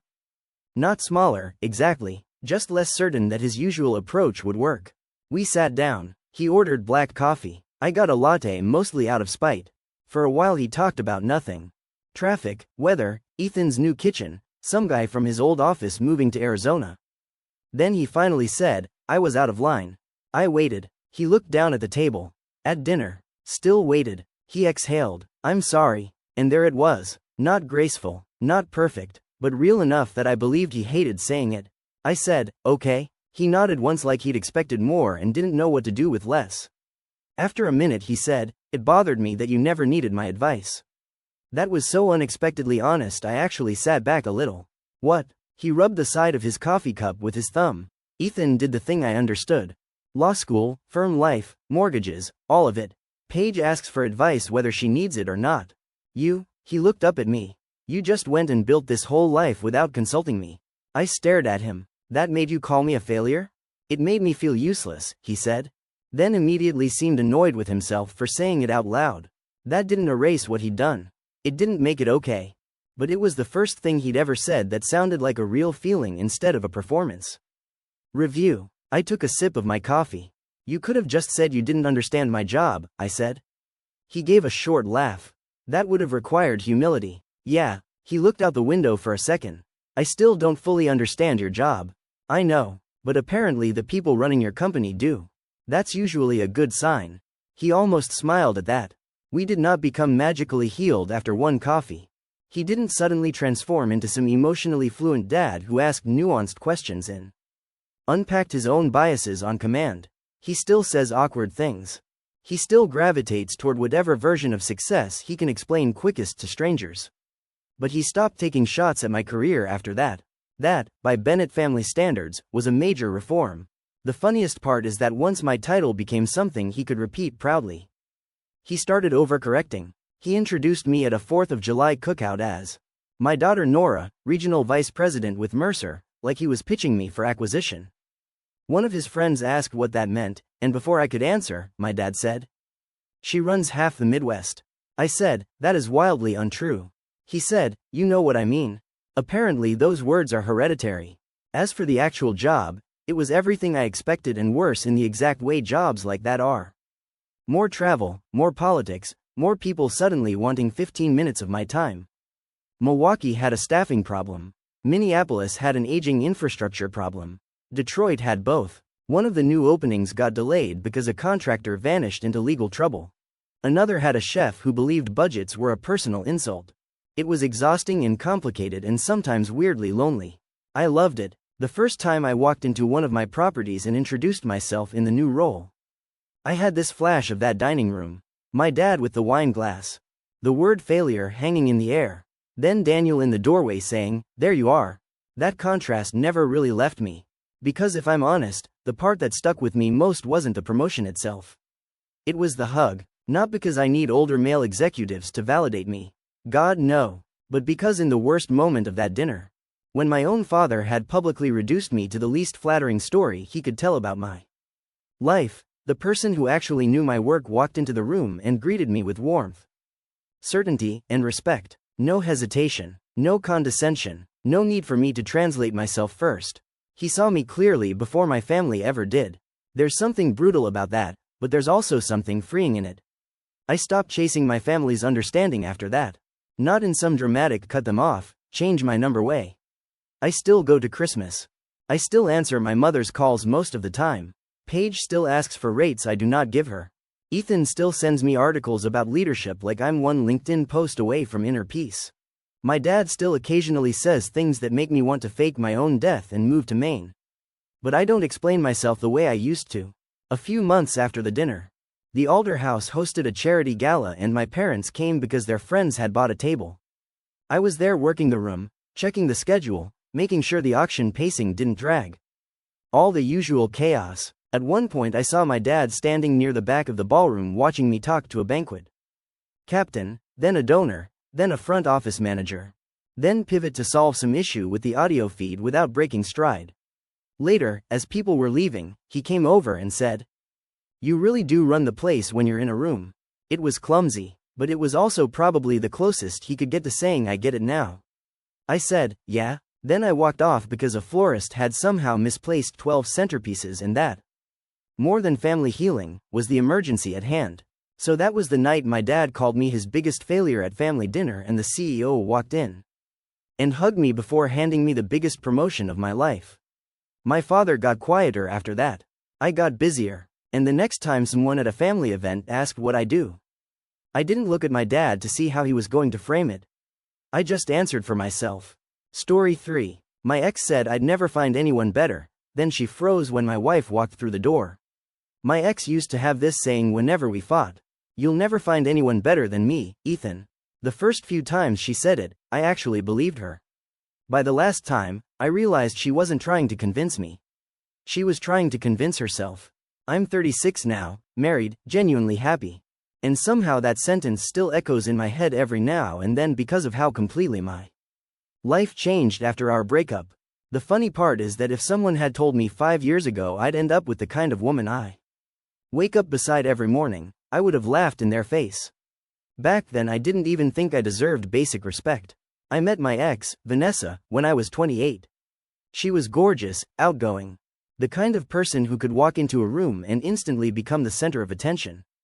Everyone wanted to be around her. I was quieter. I worked as a commercial architect in Chicago, spent weekends restoring old furniture, and honestly preferred staying home over going out. Vanessa always joked that I had retirement home energy. Everyone laughed, including me. Looking back, I laughed at a lot of things that probably should have bothered me. She criticized the clothes I wore. She said my truck made me look like a middle-aged divorced dad. She hated my hobbies. She said my friends were boring. She slowly convinced me that everything about me needed improvement. It happened so gradually I didn't even notice. One day she'd suggest a different haircut. The next she'd tell me nobody respected quiet men. A month later she'd say she wished I were more ambitious even though I was already making a comfortable six-figure salary. Nothing I did was ever enough. If I worked late, I cared more about work than her. If I came home early, I obviously wasn't trying hard enough. If I cooked dinner, she'd complain it wasn't healthy. If I ordered takeout, she'd call me lazy. There was always something. My younger sister, Emily, hated Vanessa almost immediately. One Thanksgiving she pulled me aside while everyone else was watching football. "You don't smile anymore." "I smile." "No, you pretend." I brushed it off. People always think they know your relationship better than you do. I figured Emily just misunderstood Vanessa. Turns out Emily understood her better than I ever did. The relationship lasted almost 4 years. Every time I considered leaving, Vanessa somehow convinced me to stay. Sometimes she'd cry. Sometimes she'd apologize. Sometimes she'd suddenly become incredibly affectionate for a week. Then everything would go right back to normal. The final year was the worst. She started comparing me to other men. One guy from her office had just bought a lake house. Another drove a Porsche. Another surprised his girlfriend with a trip to Greece. She'd scroll through social media and sigh dramatically. "I wonder what it feels like dating someone successful." I'd usually answer something like, "I thought I was doing okay." Then she'd smile that smile. "You are okay. Just okay." That word hurt more than she probably realized. One Friday night we were having dinner with 2 of her coworkers. One of them asked how we'd met. Before I could answer, Vanessa laughed. I basically rescued him. Everyone chuckled. She kept going. If I hadn't come along he'd probably still be eating frozen pizza in some tiny apartment. I laughed too. Inside I wanted to disappear. Driving home I asked why she'd said that. It was a joke. It embarrassed me. "You embarrass yourself by being so sensitive." That conversation somehow ended with me apologizing. I still don't know how she managed that. The breakup happened on a Tuesday. Nothing dramatic. No screaming. No throwing things. She simply sat across from me in our apartment and said she'd been thinking. Whenever someone starts a sentence like that, your stomach drops. "I don't think we're compatible anymore." I remember staring at the coffee mug in my hands because looking at her felt impossible. "What change?" "I change. Is there someone else?" She hesitated. That hesitation answered everything. "There isn't." "Exactly. Exactly." I hated that word. A week later she was posting pictures with a guy named Brandon. Senior marketing executive. Luxury condo. Expensive watches. Perfect teeth. Exactly the kind of guy she'd always compared me to. Friends started sending me screenshots because they assumed I hadn't seen them. I had. Every single one. The hardest part wasn't losing Vanessa. It was realizing she'd emotionally left months before she physically did. About 2 weeks after moving out she came back to collect the last of her things. That was when she said it. She looked around my half-empty apartment and actually smiled. "You'll be okay eventually. I'll manage. I just hope you don't spend years comparing every woman to me." I laughed because the sentence sounded ridiculous. She crossed her arms. "I'm serious." "I'm sure you are. You'll never find anyone better than me." She said it with complete confidence. Not arrogance. Certainty. Like she was stating today's weather forecast. I didn't argue. I just nodded because I didn't have enough energy left. After she walked out, I sat on the floor surrounded by empty shelves and realized I had absolutely no idea who I was anymore. For months I lived on autopilot. Go to work, come home, microwave dinner, watch television without actually paying attention, sleep, repeat. Emily dragged me out of that routine. She invited me hiking one Saturday. I declined. She showed up anyway. "I'm not asking. I'm really not in the mood." "I know. I just want to stay home." "That's exactly why we're leaving." She practically shoved hiking boots into my hands. I complained the entire drive. Halfway through the trail she stopped. What? When's the last time you laughed? I don't know. When's the last time you did anything because you wanted to instead of because someone expected it? Quote, I couldn't answer. She sighed. Ethan, you spent 4 years trying to become someone else's definition of enough. The words landed harder than she intended. After that day, I slowly started rebuilding. I started restoring furniture again. Bought tools I'd been putting off purchasing because Vanessa always called them a waste of money. Started fishing with an old college friend. Went to therapy. That last one changed everything. My therapist never told me Vanessa was a bad person. Instead, she asked questions. Why did you believe criticism meant love? Why did you apologize for having preferences? What made you think peace was the same thing as happiness? Every session peeled back another layer.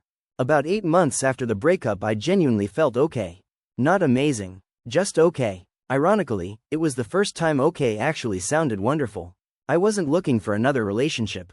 I had no interest in dating apps.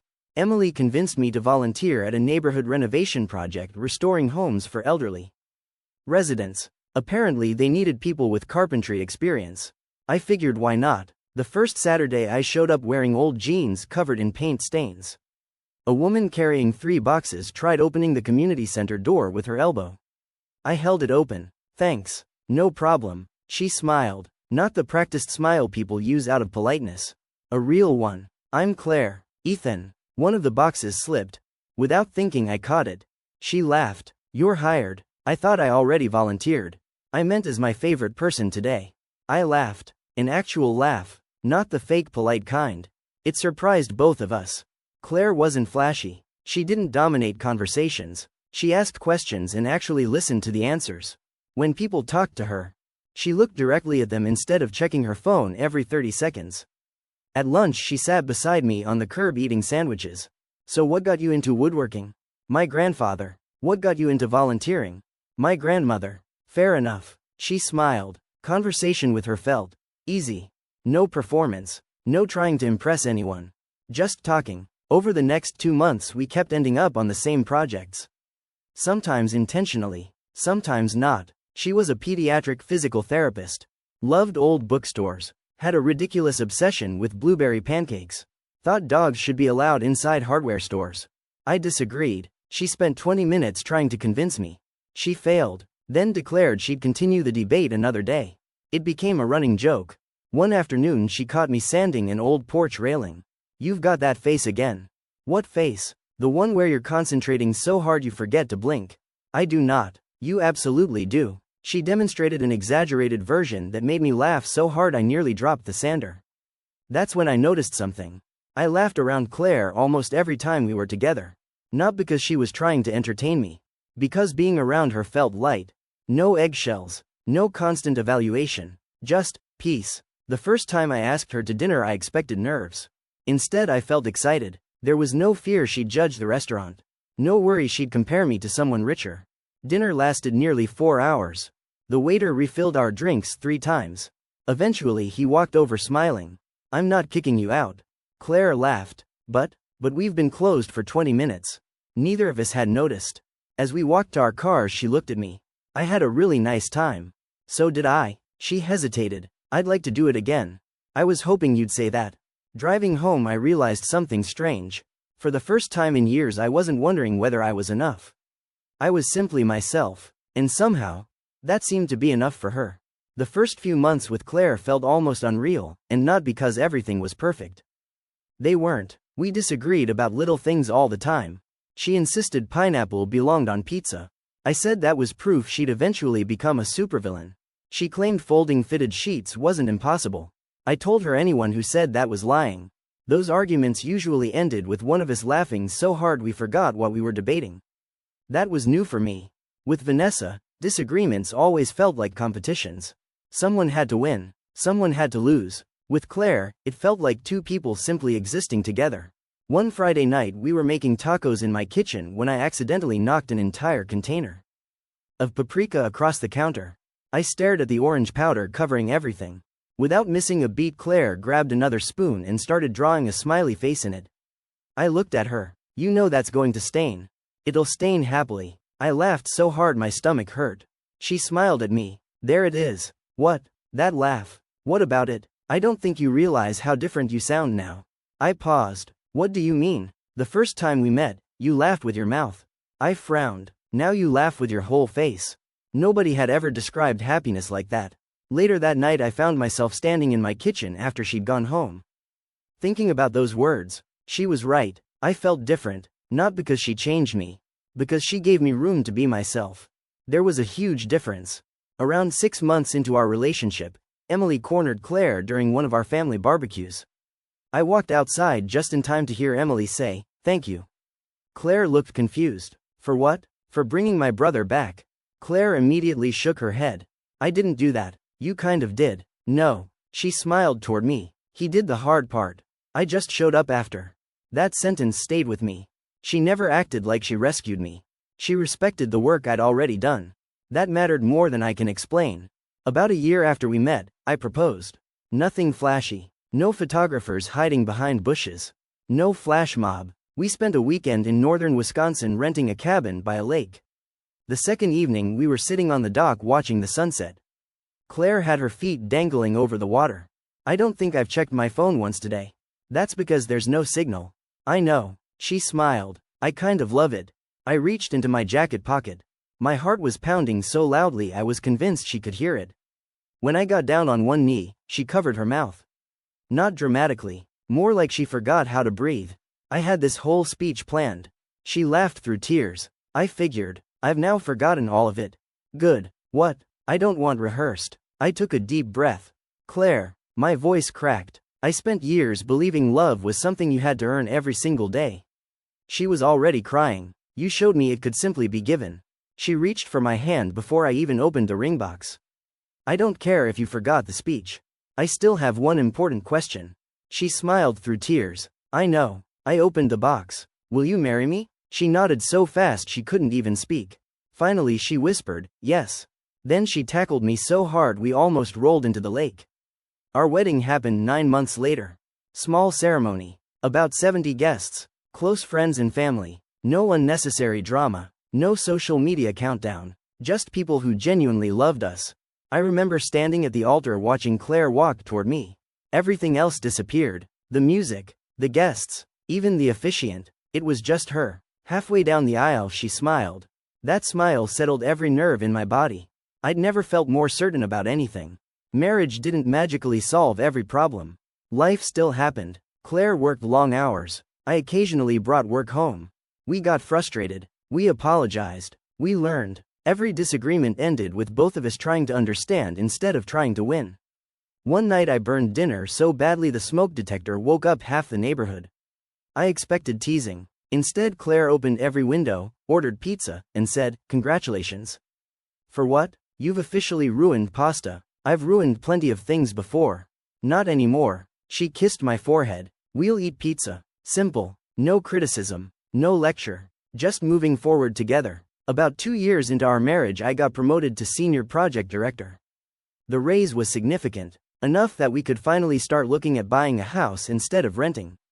Claire hugged me so tightly I thought she'd crack a rib. I knew you could do it.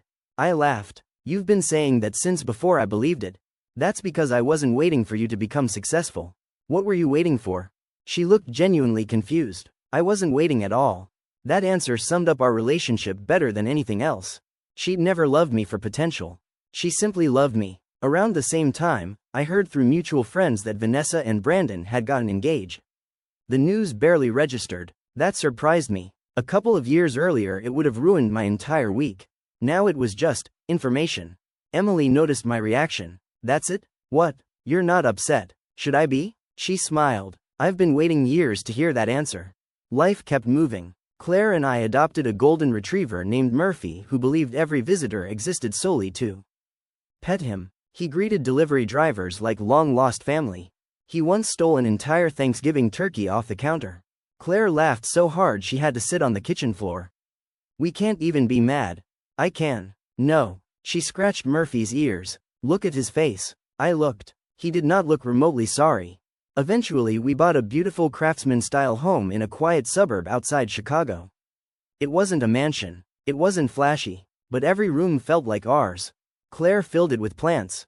I filled the garage with woodworking tools. Neither of us complained. 3 years after our wedding, my company announced a charity gala celebrating the completion of a children's hospital expansion. We'd spent almost 4 years designing. Employees could bring spouses. The event would include clients, investors, community leaders, and local nonprofits. Claire was excited, mostly because she'd actually worked with children who would use that hospital.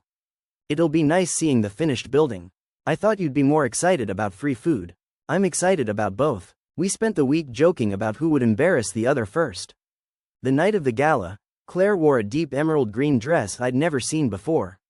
When she walked downstairs, I genuinely forgot what I was about to say. She raised an eyebrow. What? I think everyone else should just go home. She laughed. That's sweet. I'm serious. She walked over and fixed my tie. You clean up pretty well yourself. We drove downtown together. The ballroom looked incredible. Soft lights, live jazz, round tables covered in white linens, large displays showing photos of the hospital project from beginning to end. I spent the first hour introducing Claire to coworkers she'd never met. Every single one of them adored her within minutes. Not because she tried to impress anyone. Because she had that rare ability to make whoever she was talking to feel like the most interesting person in the room. I was grabbing 2 glasses of sparkling water when I heard a familiar voice behind me. Ethan? Every muscle in my body stiffened. I turned around. Vanessa. She looked almost exactly the same. Still impeccably dressed. Still carrying herself with absolute confidence. For just a split second it felt like I'd stepped backward 5 years. Then I noticed something. That feeling disappeared almost instantly. She smiled politely. I didn't know you worked on this project. I've been with the company for almost 11 years. Wow. She glanced around. I guess congratulations are in order. Thanks. There was a brief silence. Neither of us seemed sure what came next. Finally she spoke. I heard you got promoted. I did. That's impressive. The compliment sounded unfamiliar coming from her. So what brings you here? I asked. My firm's handling some of the fundraising partnerships. That made sense. She looked over my shoulder.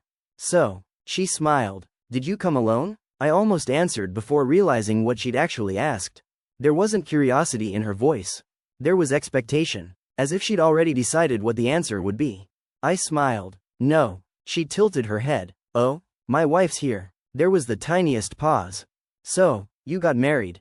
I did. She forced another smile. Good for you. Something about her expression didn't match her words. It wasn't anger. It wasn't sadness. It looked more like disbelief. She glanced around the ballroom again. I'd love to meet her. Before I could respond, someone across the room called my name. Ethan. I turned. Claire was making her way toward us with 2 women from the pediatric foundation she'd been talking to. She was laughing at something one of them had said. The moment she reached us, she slipped her hand naturally into mine without even looking. Then she smiled at Vanessa. Hi. And that's when I watched every bit of confidence leave my ex's face. For a second, nobody said anything. Claire looked from me to Vanessa, waiting for an introduction. I finally cleared my throat. Claire, this is Vanessa. Claire smiled warmly and extended her hand. It's nice to meet you. Vanessa hesitated for just a fraction of a second before shaking it. You too. Claire had no reason to recognize the name. I'd told her plenty about my previous relationship when we first started dating. But I'd never shown her pictures. She knew there had been someone who made me question my worth. She didn't know what that woman looked like. Vanessa, on the other hand, knew exactly who Claire was the moment I said, my wife. I could almost see the thoughts racing behind her eyes. Claire wasn't what she'd expected. She wasn't trying to be the loudest person in the room. She wasn't wearing anything flashy beyond an elegant emerald dress. She wasn't trying to prove anything. She simply looked comfortable. Comfortable with herself. Comfortable beside me. Comfortable holding my hand. That confidence couldn't be bought. One of the women standing beside Claire smiled at me. Ethan's been bragging about this project for months. Claire laughed. He hasn't been bragging. I absolutely have. She looked at me. Okay, maybe a little. The women laughed before excusing themselves to speak with someone across the ballroom. Now it was just the 3 of us. Vanessa looked at Claire again. So, what do you do? I'm a pediatric physical therapist. Oh, Claire smiled. I work with kids recovering from surgeries, spinal injuries, and developmental conditions. That must be rewarding. It is. There wasn't an ounce of arrogance in Claire's voice. She answered the question the same way she'd answer anyone. Vanessa turned toward me. You never mentioned getting married. I couldn't help smiling. We haven't talked in years. I know. She laughed awkwardly. I guess that's true. Claire gently squeezed my hand. I promised Ethan I'd steal him for one dance. You did. I plan on keeping that promise. Vanessa nodded. Of course. As Claire and I walked toward the dance floor, I glanced back once. Vanessa was still standing exactly where we'd left her, watching us. The band had switched to a slower song. Neither of us were particularly great dancers, but that had never stopped us. Claire rested her head lightly against my shoulder. You okay? Yeah, you seem thoughtful. I wasn't expecting to see someone tonight. She looked up at me. Your ex? I blinked. You figured that out? She smiled. The way both of you looked at each other kind of gave it away. I'm sorry. For what? I should have warned you. She laughed softly. Ethan. What? You dated someone before me. I know. That's allowed. I just didn't want tonight to become weird. She looked around the ballroom. Is it weird? I thought about it. No. She smiled. Then don't make it weird. That was one of Claire's greatest talents. She had a way of reducing complicated emotions to simple truths. After the dance, we spent another hour talking with donors, architects, physicians, and volunteers. Several people stopped Claire just to thank her for the work she'd done with pediatric patients. Over the years, one surgeon spent nearly 10 minutes telling me how much families appreciated her. You have no idea how many children leave therapy smiling because of your wife. I looked at Claire. She looked embarrassed. I just do my job.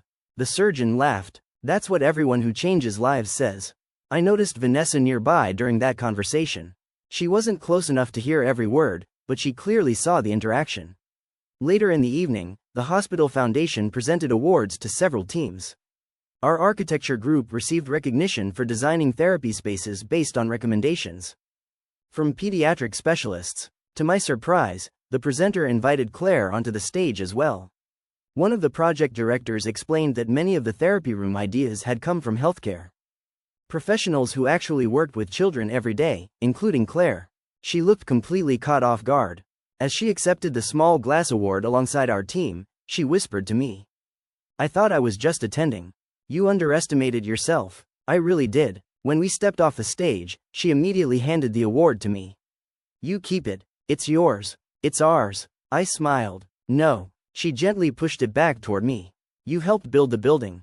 I helped make suggestions. You helped children. She shrugged. We both did different parts. That was Claire. She never tried to make herself the hero. Near the end of the night, I stepped outside onto the hotel's terrace for some fresh air.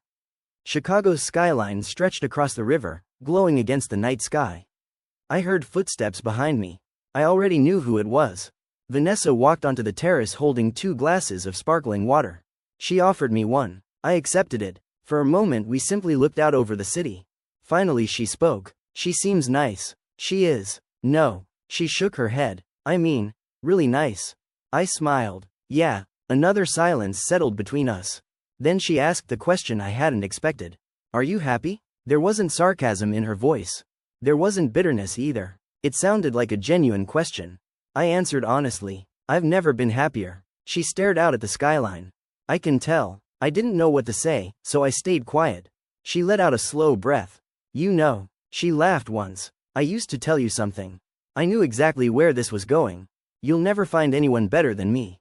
She nodded. I actually believed that. I know. I was wrong. I didn't answer. She looked down at the glass in her hands. I spent years thinking confidence meant making everyone around me feel like they needed me. Her voice had softened. I didn't realize real confidence doesn't need to compete. That sentence surprised me. It sounded like someone who'd done a lot of thinking.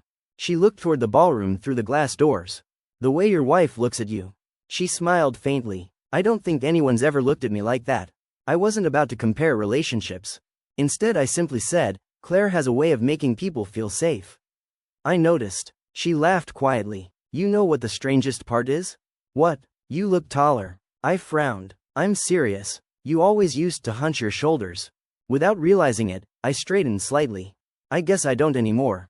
No. She smiled. You really don't. For the first time since we'd met years earlier, there wasn't tension between us. Just 2 people acknowledging that life had gone in different directions. She turned toward me. I owe you an apology. You don't have to. I do. She took a breath. I spent years convincing you that you weren't enough. I stayed silent. I don't expect forgiveness. I forgave you a long time ago. She looked genuinely surprised. You did? If I hadn't, I smiled, I'd still be carrying it. She nodded slowly. I hope someday someone forgives me the way you just did. Before I could answer, the terrace door opened. Claire stepped outside. There you are. She smiled at both of us. They're serving dessert. I laughed. You came looking for me because of cake? I absolutely did. She looked at Vanessa. It was nice meeting you. You too. Vanessa smiled. And, congratulations. Thank you. Claire slipped her arm through mine. As we started walking back inside, Vanessa called my name one last time. I turned. I'm glad you proved me wrong. I smiled. So am I. We rejoined the crowd. And within seconds Claire was telling me about a little boy she'd worked with who had taken his first independent steps earlier that week. She was so animated telling the story that she accidentally stole the fork off my dessert plate instead of hers. When she realized it, she burst into laughter. I'm apparently eating your cheesecake now. You always do. I asked. You never ask. I've been caught. I watched her smile and thought about how different my life looked from the one I'd imagined years earlier. Not because I'd found someone better. That wasn't really the point. Love wasn't a competition. People weren't upgrades. Claire wasn't wonderful because she made Vanessa look bad. She was wonderful because she made me feel accepted. There was a huge difference. Driving home that night, Claire reached over and intertwined her fingers with mine. She didn't ask what Vanessa and I had talked about. She trusted me enough not to need every detail. That trust meant more than any grand romantic gesture ever could. When we pulled into our driveway, Murphy was already waiting at the front window. His tail slamming against the glass like he'd been abandoned for a year instead of 4 hours. Claire laughed. I think someone's mad. No. I smiled. I think someone's excited we're home. Murphy practically launched himself at us when we opened the front door. Claire knelt to hug him while he enthusiastically licked her face. Okay. She laughed. We missed you too. I leaned against the doorway for a second, taking it all in. The warm lights, the sound of Murphy's tail thumping against the hardwood floor, Claire laughing in our living room. For years I'd believed love was about constantly proving my worth. That if I just worked harder, earned more, changed enough pieces of myself, someone would finally choose me without hesitation. I was wrong. The right person hadn't completed me. She hadn't rescued me. She hadn't turned me into someone else. She'd simply loved the man I'd already become after I finally learned to value myself. And that was the moment I realized my ex had been right about one thing. I never did find someone better than her. I found someone who was right for me. Looking back now, that's infinitely more valuable. Story 4. My daughter's rich boyfriend treated me like the gardener. Then he saw my name on the deed. I am 54 years old and I have spent most of my adult life in old work boots and faded jeans. So I understand why people make assumptions about me the moment they see me. I run my own landscaping business, and on any given afternoon I might be covered in mulch, grass clippings, or dirt from digging a trench. My hands are rough. My nails are never clean no matter how hard I scrub them. I drive a beat-up Ford pickup with a trailer hitch and a toolbox in the bed that rattles when I hit a pothole. None of that has ever bothered me. I built that business from nothing over 22 years. And it put my daughter Emily through college without a single loan. Emily is 26 now, works as a marketing coordinator in Charlotte. And about 8 months ago she started dating a man named Bradley. From what she told me on the phone, Bradley came from money. His family owned a chain of car dealerships across 3 states. And he himself worked in some kind of finance role that Emily could never fully explain to me. Something involving investment portfolios and clients with a lot of zeros in their accounts. She sounded happy when she talked about him, and that was enough for me. I did not ask many questions. I raised her to make her own choices, and I trusted her judgment. The first time I met Bradley was at Emily's birthday dinner in April. I showed up straight from a job because I had underestimated how long it would take to finish edging a client's flower beds, and I did not have time to go home and change. I walked into that restaurant in my work clothes, boots and all. And I saw the look on Bradley's face before Emily even introduced us. It was quick, barely a flicker. But I have been reading people's faces for a long time and I know disdain when I see it. He shook my hand like he was afraid something might come off on his palm. Throughout dinner he mostly talked over me. When I mentioned my business, he asked if I had ever thought about getting into something more stable. As if landscaping companies just blow away in a strong wind. When I mentioned that I owned several properties, he laughed, actually laughed.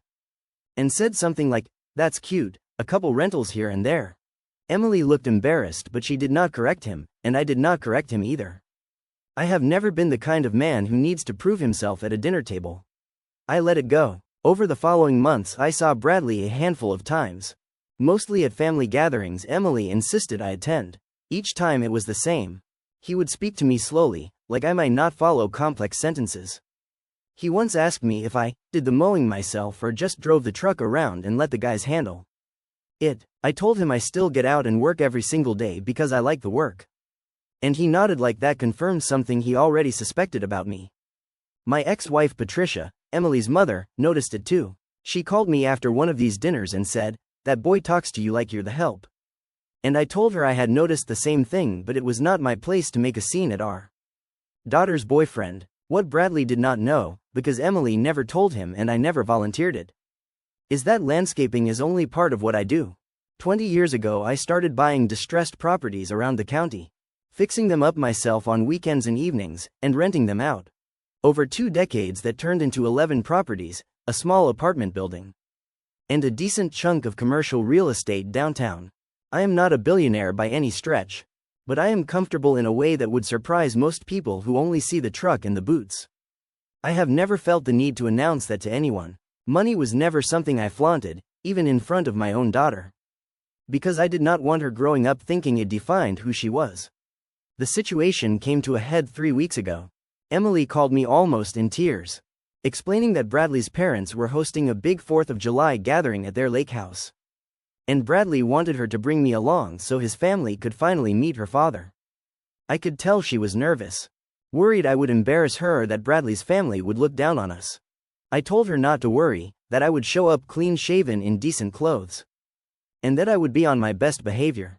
I meant it. I was not going there looking for a fight. The lake house was enormous, the kind of place with a boathouse bigger than my first apartment. Bradley's father, a heavy-set man named Gerald, greeted me with a firm handshake and seemed friendly enough. Bradley's mother, Denise, was polite but distant. It was Bradley himself who made the day difficult. Within the first 10 minutes he introduced me to a group of his cousins as Emily's dad. He does landscaping, in a tone that made it sound like I was there to trim their hedges rather than attend a family party. One of his cousins actually asked me, only half joking, if I had brought my equipment in case the lawn needed work. I laughed it off because I did not want to ruin Emily's day. I mingled, made small talk, complimented the property. At one point Bradley found me near the dock and, in front of 2 of his college friends, asked if I could take a look at their landscaping crew's work sometime. Professional opinion and all, followed by a smirk that told me exactly what kind of joke this was to him. His friends chuckled. Emily was inside at the time, helping Denise in the kitchen, so she missed all of it. The moment that changed everything happened almost by accident. Gerald, Bradley's father, mentioned over drinks that he had been trying for months to buy. He described the building's location, right on the corner of 5th and Main, next to the old brick bank building. I nearly choked on my drink because I knew exactly which building he meant. It was mine. I had owned it for 6 years. I did not say anything right away. I asked a few casual questions, and Gerald, completely unaware of who he was talking to, complained that the owner was some stubborn small-time landlord who doesn't know what he's got. I asked him what he meant by that, and he said his people had looked into it and the owner apparently ran the property himself. Did his own repairs, collected his own rent, real bootstrap, working man type deal. I told him that sounded like an interesting way to run things. He agreed and said it was probably some guy without the sense to sell at a fair profit.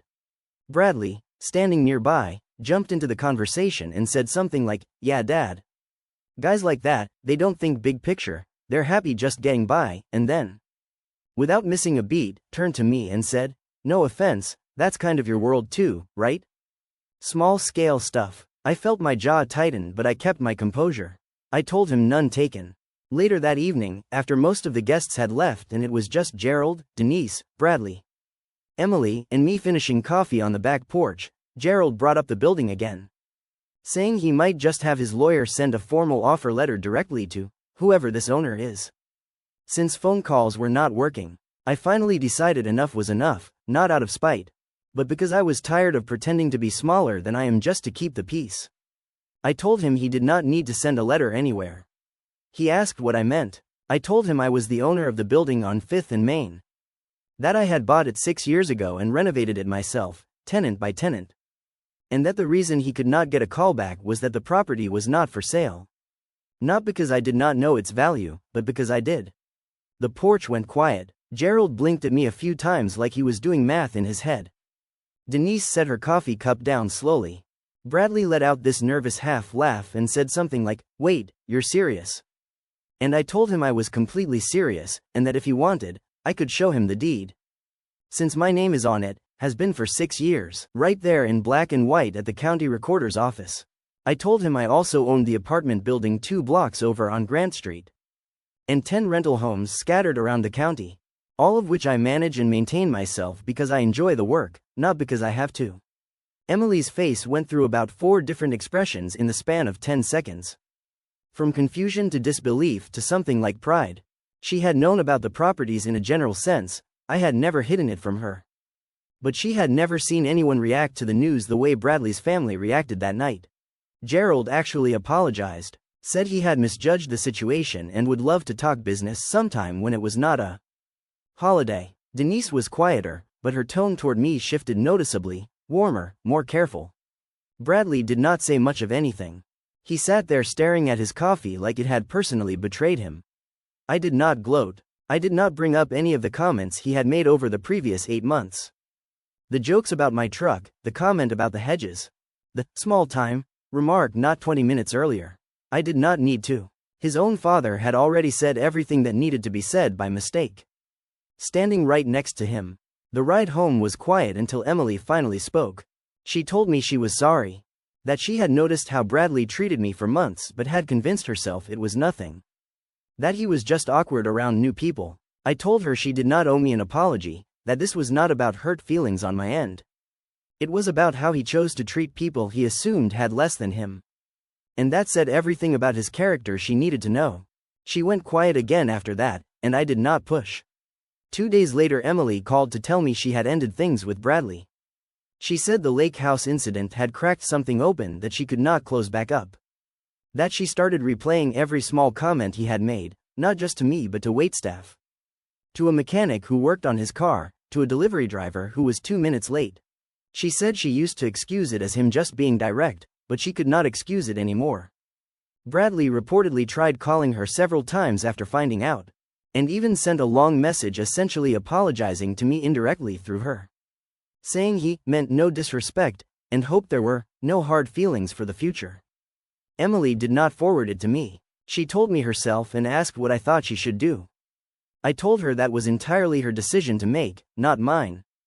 And whatever she decided I would support her either way. She chose not to respond to him at all. Gerald actually did reach out to me about a week later. This time calling my office number directly instead of going through his lawyer. Asking if we could sit down and talk business, no pressure. No hard feelings about how things had unfolded at the lake house. I agreed to meet him for coffee, mostly out of curiosity. He was polite, professional, and to his credit he apologized again, unprompted. For the way his son had spoken to me over the months. He said he had raised Bradley to work hard but somewhere along the way his son had confused wealth with worth, and he blamed himself for some of that. I appreciated the honesty. We ended up talking business for almost 2 hours.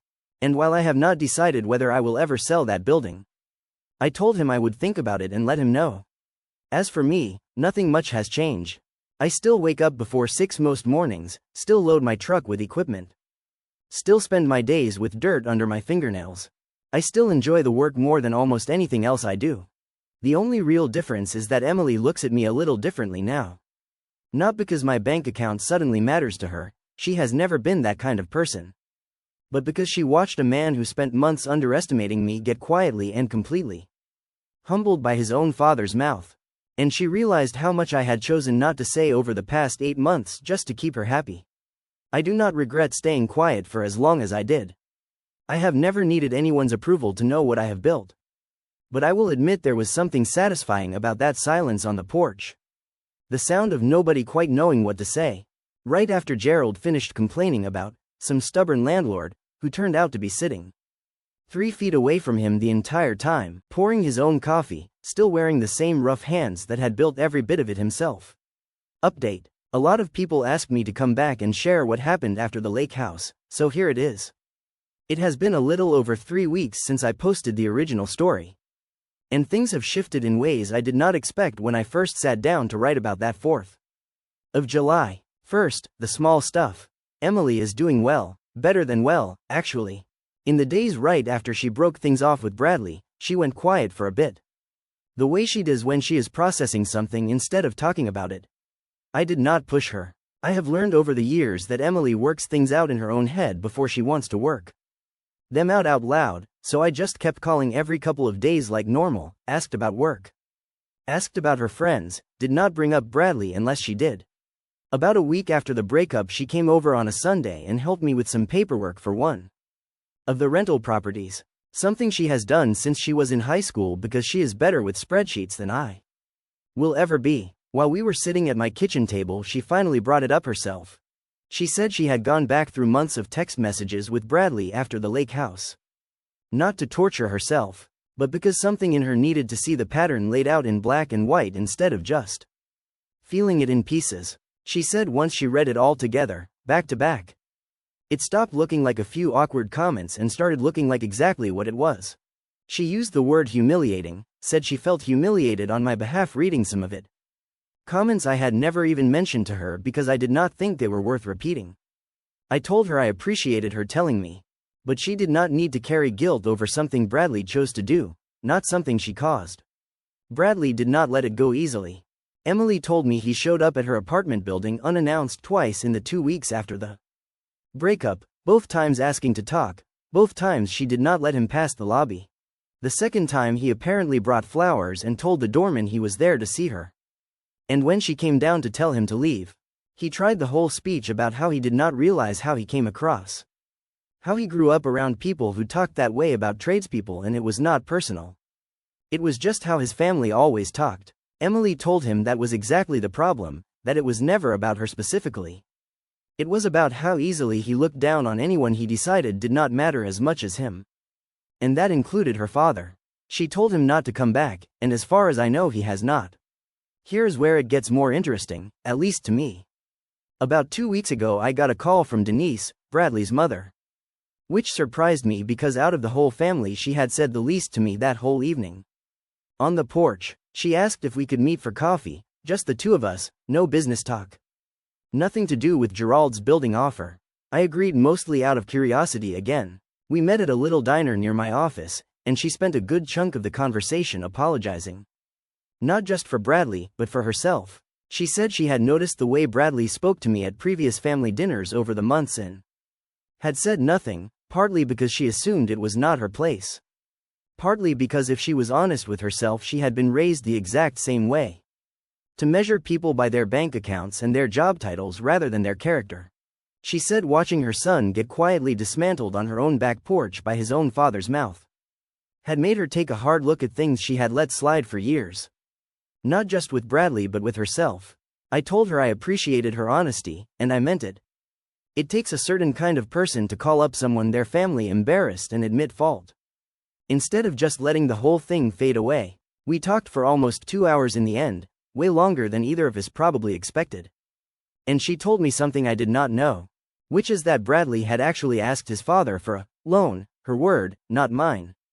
To try to buy out my building himself and offer it to Gerald as some kind of grand gesture to smooth things over after the lake house.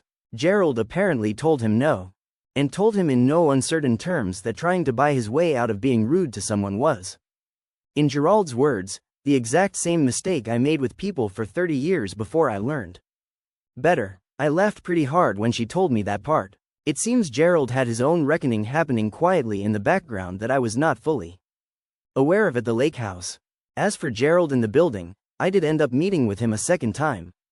This time with my own lawyer present just to keep things clean and professional. I decided I was open to selling, not because of anything to do with Bradley, but because the offer he put on the table was genuinely fair, more than fair honestly. And I have been thinking for a while about consolidating some of my properties into fewer, larger investments instead of managing so many smaller ones myself as I get older. We came to an agreement, and the sale closed just last week. Gerald was straightforward and respectful through the entire process, No games, no lowball tactics. And at the closing he shook my hand and told me again that he was sorry for how his son treated me. And that he hoped the sale meant we could put the whole lake house thing behind us as something closer to a funny story than a sore spot. I told him I already saw it that way. The part one was least expecting involves Bradley directly. About 4 days ago I got a phone call from a number I did not recognize. And it turned out to be him. I almost did not answer, but curiosity got the better of me. He was clearly nervous, stumbled through an apology that actually sounded more genuine than the message he had sent Emily to relay to me weeks earlier. He said he had been sitting with everything for a while. That losing Emily made him actually examine why he had acted the way he did. Not just toward me but toward a lot of people he had quietly written off over the years as beneath him. He said his father had been on him about it too, apparently more than once. And that the building deal falling into my hands instead of him being able to hand it to his dad as some kind of peace offering had stung in a way that forced him to actually sit with his own behavior instead of trying to buy his way past it.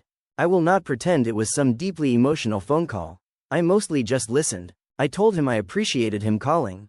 That people are allowed to grow and change if they actually mean it and not just when it is convenient, and that the only person he really owed an apology to at this point was Emily. And even then only if she wanted to hear it. He asked if I thought there was any chance for them to work things out, and I told him honestly that was not my call to make and never would be, that Emily makes her own decisions and always has. He seemed to understand that and did not push further. I told Emily about the call afterward because I did not want to keep anything from her. Even something small. She listened, thanked me for telling her, and said she was glad he was at least trying to understand what he did wrong. But that it did not change anything for her. She has actually started seeing someone new the past week and a half. A guy named Marcus she met through a coworker. And from what she has told me so far he seems grounded in a way Bradley never was. Apparently on their second date she mentioned, almost as a test I think, that her father owned some rental properties and did his own landscaping business. And Marcus's response was just genuine curiosity. Asking real questions about how the properties work, how I got started. Nothing dismissive about it at all. She said that alone told her more about him than 3 months of dinners with Bradley ever did. So that is where things stand. The building sold. Gerald and Denise both seem like they took something real away from that whole mess. Bradley says he is trying to be better. And Emily is moving forward on her own terms with someone who, at least so far, treats people the way they deserve to be treated regardless of what truck they drive or what their hands look like at the end of a workday. I am still out here most mornings with dirt under my nails. Still enjoying the work as much as I ever have. Just with one less awkward family dinner to sit through. Which honestly might be the best part of this whole update. This is going to be the last update I write on this whole situation. Mostly because there is not much left to update. Things have settled into a kind of normal now, and I think that is a good place to leave it. But a lot of people ask me to close the loop, so here it is. Emily and Marcus are still together, going on 2 months now. And honestly it has been nice to watch. He came over for dinner at my place last weekend. The first time he had been to my actual house rather than just meeting up somewhere in town. And he spent almost 20 minutes out back asking me questions about a retaining wall I built a few years ago, wanting to know how I calculated the drainage, what kind of block I used, whether I poured a footer or just compacted gravel. It was such a small thing, but it told me everything I needed to know about him. He was not performing interest to score points with Emily's father. He was just a guy who liked understanding how things work, the same way I do.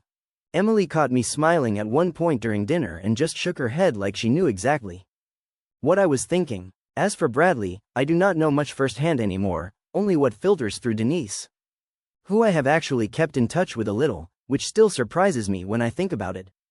She told me about a month ago that Bradley had started seeing a therapist, her words. Not something he broadcast around the family, but something Gerald mentioned to her after a conversation with him. She said Gerald had basically told Bradley that money can buy a lot of things but it cannot buy people, skipping past the part where you learn to actually respect people. And that if he wanted a real relationship with anyone someday, not just Emily, but anyone, he needed to sit with why he needed people to be smaller than him in order to feel comfortable. I do not know if that conversation actually changed anything long term. People say a lot of things in the moment after they get embarrassed. But Denise seemed to think he was taking it seriously. And I suppose time will tell better than I can from the outside. Denise and I have grabbed coffee 2 more times since that first meeting. And it has turned into something I did not expect, almost a friendship. Or at least the start of one. She told me last time that the whole experience made her reevaluate a lot of relationships in her own life, not just with Bradley. And that she had started volunteering at a community center that helps small business owners with paperwork and permits, something she said she never would have considered before because she used to think of that kind of work as beneath the kind of life she had built for herself. She said meeting me, and specifically hearing me talk about building my rental business from nothing over 20 years, working nights and weekends while still running a landscaping company during the day, made her realize how much she had been looking down on exactly the kind of grit that actually built most of the wealth around her, including her own husband's dealerships, which Gerald himself started from a single lot with 4 used cars on it back in the 80s. Gerald and I have stayed in touch too. Mostly for practical reasons since I still have some property near his new location.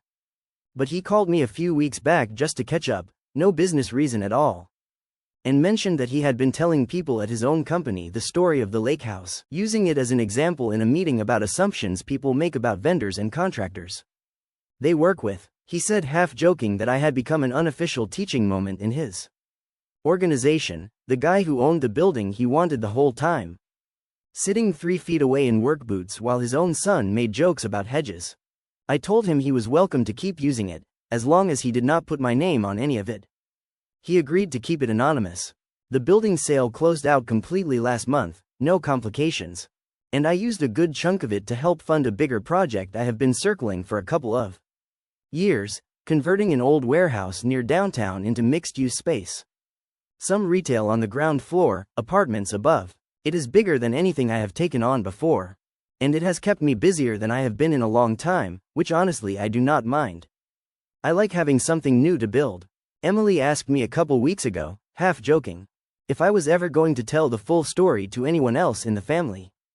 Since apparently word had spread a little through the extended family grapevine about the thing that happened at the lake house, though not everyone knew the specifics. I told her I did not need to spread it around. That the people who needed to understand what happened already understood it.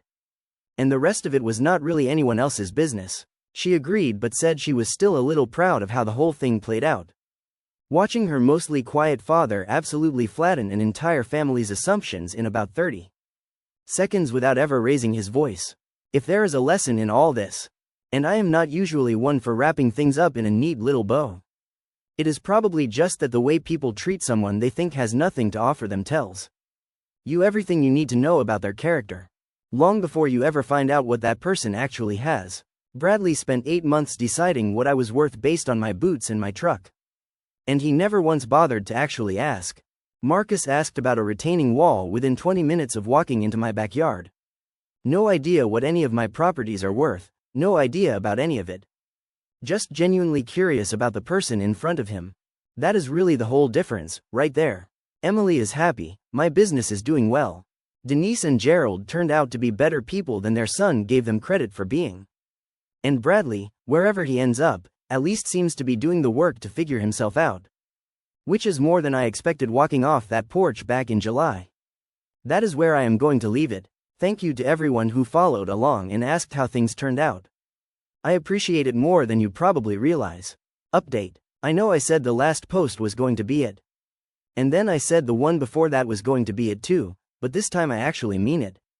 Because the wedding happened last weekend, and after this there really is nothing left to update. Emily and Marcus got married on Saturday at a small vineyard about 40 minutes outside the city. The same venue Denise had sent pictures of months ago that Emily fell in love with instantly. I wore an actual suit for the first time in probably a decade, navy blue, tailored. My boots swapped out for dress shoes that pinched my feet the entire day and that I could not have cared less about. Walking Emily down that aisle is something I do not think I will ever fully put into words correctly, but I will try anyway for the people who followed this whole thing from the beginning. She looked happy in a way I have not seen since she was a little kid. Not the performed happy people sometimes put on for wedding photos, but something settled and calm underneath it. Marcus cried when he saw her, did not even try to hide it. which told me everything I needed to know about him all over again, even though I already knew it. His parents were warm and down to earth. The kind of people who asked about my work with genuine curiosity instead of polite dismissal. A small detail that meant more to me than they probably realized given everything that led up to this day. Denise and Gerald were there, obviously, since Denise had been so involved in planning it. Denise gave a short toast during the reception, and toward the end of it she brought up, without naming him directly, a lesson her family had learned recently about judging people by the wrong things, and how grateful she was that Emily had found someone who understood that lesson from the start, instead of needing to learn it the hard way. I caught her eyes across the room when she said it, and she gave me this small knowing nod. Gerald pulled me aside later in the evening, drink in hand, and told me that watching his own son's failed relationship end up leading to this exact wedding, with his family sitting in the audience celebrating it, was one of the stranger and more humbling things he had experienced in years. I told him I appreciated him saying so, and I meant it. Bradley was not there, obviously, nor did anyone expect him to be. But Emily mentioned to me quietly during the reception that he had sent a short congratulations card in the mail earlier that week, no note beyond a simple well wishes, nothing more. She said it felt like a genuinely kind gesture rather than anything lingering. And she appreciated it landing exactly the way it should, closed and finished.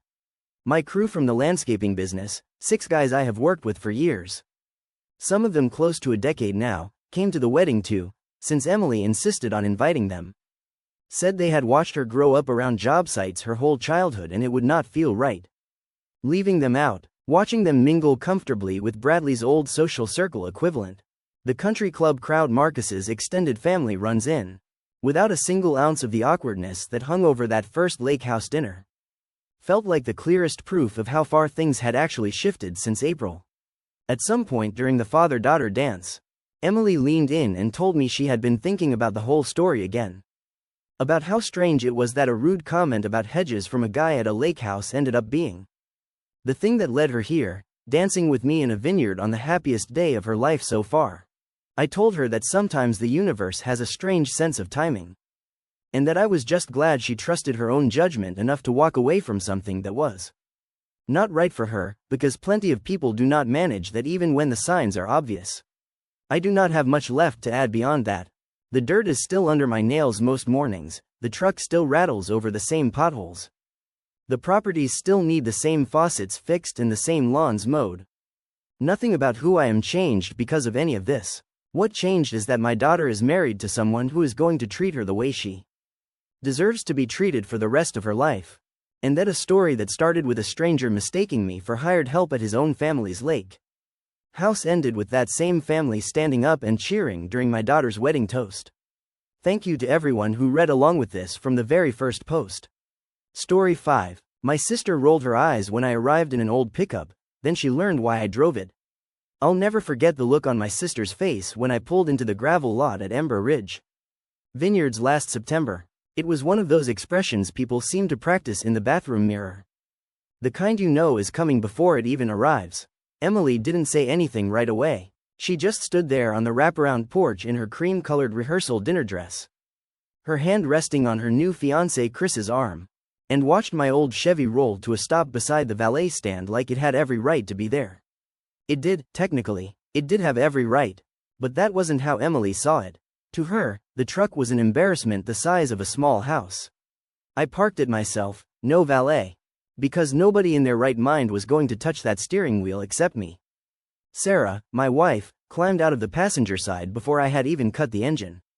She smoothed the front of her green dress, took one long look at Emily's face, and quietly walked over to kiss our sister-in-law to be on the cheek. I could see her shoulders square up the way they always do when she knows she's about to defend something, or someone, or something someone is driving. Emily still hadn't said anything, but Chris had. He leaned into her and whispered something I couldn't quite catch, and her lip curled just slightly. That was enough. I knew what he was saying. I had known what people had been saying for years, and this weekend was no different. Brad, our older brother, walked over and slapped me on the back. Nice truck, Mike. It's an 89, I said. I didn't need to say more. I know what year it is. I'm saying it's nice. He meant it. Brad has always meant what he says. He's the kind of guy who doesn't change. He still wears the same Carhartt jacket he bought in 2014 and still orders the same beer at every bar we go to. He has never been embarrassed by me in his life, even though we've given him plenty of chances. Dad had bought that truck brand new in 1989. He had traded in his old F-150 for a red Chevrolet C-1500 on a Tuesday morning in March because, as the family story always went, Mom had run over a raccoon in the Ford the prior weekend. And he figured it was time for an upgrade. The truck was a single cab, long bed, with the small Chevy bowtie on the grill that you only notice when you're paying attention. It had an AM/FM radio that still worked, a bench seat up front that smelled, even in 2026, faintly of his pipe tobacco, and a little dent in the rear quarter panel on the passenger side from when I tried to back out of the driveway at 16 and took out the mailbox.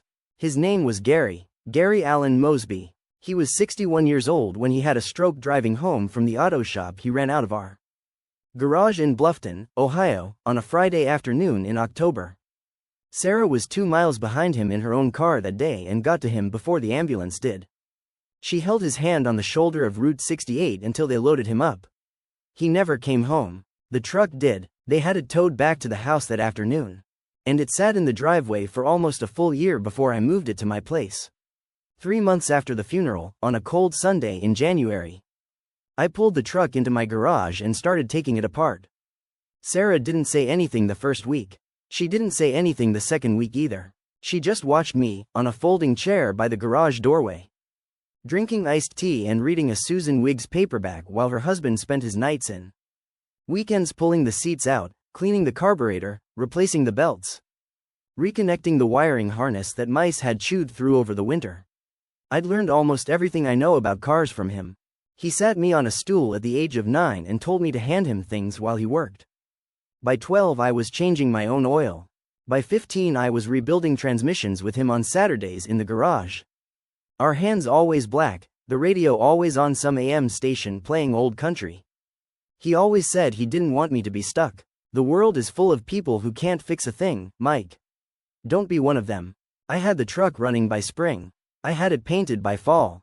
Sarah helped me pick the new color from 2,000 swatches at the Sherwin-Williams on the south side of town. We went with a deep burgundy that almost matches the original red, but cleaner. She said it looked dignified.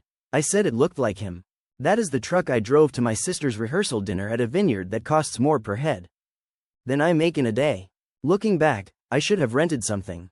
I should have rented a Lincoln or a Cadillac or whatever it is people rent for fancy occasions.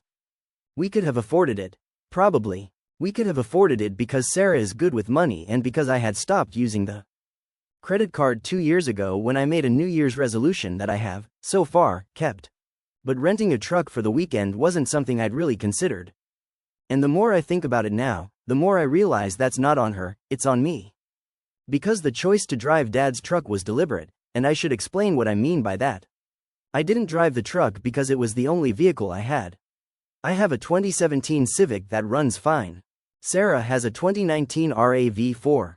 I could have taken her car. I could have rented anything. I drove the truck because Dad wasn't going to be at the wedding, and I wanted him there anyway. I never told anyone that. I never told Emily, I never told Chris, I never told Brad, and I never told my mom. I didn't think I needed to. I figured people would see the truck and figure out what it meant on their own. Because most of them had been in it before. Most of them had ridden in the front bench seat with their knees up against the dash, eating ice cream cones on summer nights while Dad drove us to the creek. Most of them had given him a wave as he pulled out of the driveway the morning of his last day, without knowing it was his last day. But people had forgotten. People had moved on. People had traded up. Emily had a leased Audi. Chris had a Tesla he bragged about to anyone who'd listen. Mom had a Buick she drove to church on Sundays and to her appointments on Wednesdays. Brad still drove his old Ranger and never talked about why. None of us had been in Dad's truck in almost 3 years. So I brought it back. I drove it because I thought it would mean something to someone. I was wrong about which someone, but I wasn't wrong that it would mean something. Inside the venue, the rehearsal dinner was already underway. There were long farm tables set up under the twinkle lights on the back patio, with chalkboard signs that Emily had clearly commissioned some local calligrapher to make. There were centerpieces with peonies and eucalyptus. There were 3 different kinds of bread in a basket at every place setting. There were little personalized matchboxes at each seat that said, Chris and Emily, Est. 2025. The ice was clear and the chairs matched the napkins, and you could tell, looking around, that somebody had spent real money on this. Chris's family had spent real money on this. They were from Columbus. His dad ran a regional trucking company. His mom was on the board of the Columbus Symphony. They were nice people, but they were a different kind of nice than we were. They were nice the way people are nice when they assume everyone is on a similar footing. Which made them say things that landed a little sideways sometimes. I sat down next to Sarah. Across from us were my cousin Derek and his wife Holly. Derek leaned over. Where's the truck from? My garage. You restored it? Most of it. It's gorgeous, man. I love the color. Thanks. Where'd you get it? I pointed with my fork across the table. My dad. Derek nodded like he understood completely. He didn't need me to say anything else. He'd been to Dad's funeral. He'd been one of the guys who carried the casket. He'd been at the reception afterward in Mom's kitchen, eating cold chicken and trying to keep it together. He got it. Most people didn't need a long explanation. My mom got it, too. I'd picked her up from her place that morning. She'd actually teared up when she saw the truck. She had touched the hood and then she'd touched my hand. She'd said, "Your father would be so proud," and then she hadn't said anything else. And we had driven the hour to the vineyard in quiet, which suited both of us fine. That was earlier. That was the moment that justified the whole thing. That was the look I had been hoping for from more people. At dinner, Chris's sister Taylor stood up and gave a toast. She was good at speeches. She had gone to law school. She had that confident Midwestern cadence where every sentence is a small hill that she walks up and down without ever tripping.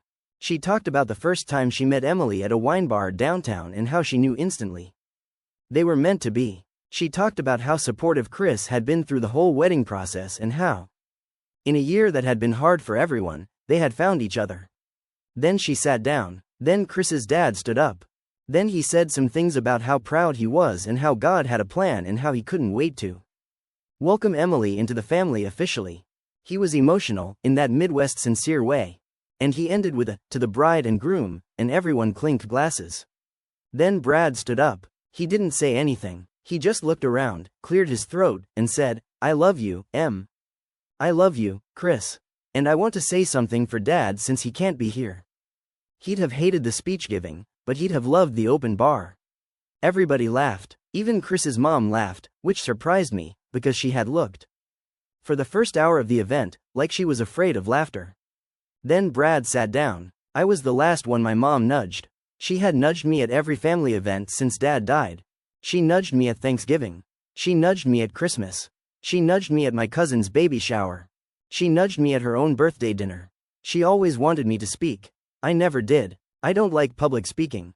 Dad didn't either. When I was a kid, I remember him sweating through his shirt at a 4th of July picnic when somebody asked him to lead the pledge. We were not a speaking in front of people family. We were a fix the car family, a mow the lawn family, a come home and do the dishes family. But I stood up. I figured the nudge was the nudge. I figured I owed her one. I had not written anything down. "I know everyone's been doing beautiful speeches," I said. "I'm not going to do that. I'm not good at it. Dad wasn't either. But I drove his truck here tonight, because he would have wanted to be here."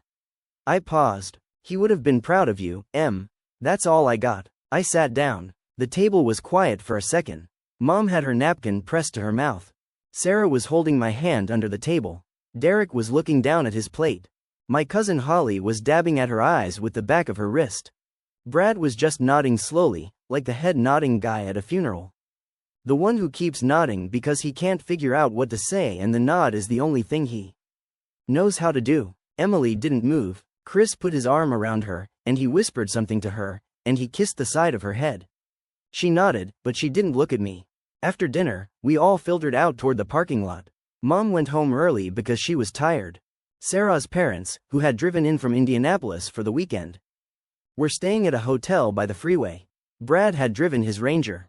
Derek and Holly had a Camry. Emily and Chris were staying at a rental house on the property.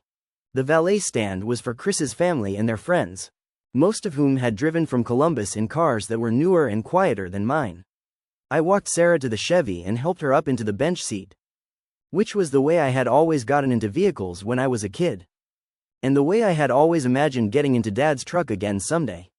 She kissed my hand. She did not say anything about the truck.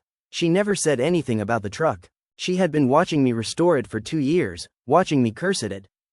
Watching me sleep on the garage floor beside it on nights I forgot to come inside. She had been watching me drive it to work on days when none of my friends saw me. She didn't have to say anything. We drove home. Bluffton is about an hour from the vineyard. We didn't talk much on the way. We had been married for 9 years. We could do long silences in a car without either of us getting anxious about it. The radio was on low. The truck sounded good. It always sounded good when I had just finished a long drive. Like the engine was grateful to be used for what it was built for. I pulled into our driveway at about 11. Sarah went inside. I sat in the truck for a few minutes. I don't remember what I was doing. I wasn't crying, exactly. I was just sitting there. The seat smelled faintly of pipe tobacco, even after all this time. Actually, that was probably my imagination. I had scrubbed the upholstery 3 times. I had replaced the seat covers. I had used every odor-removing product the hardware store had.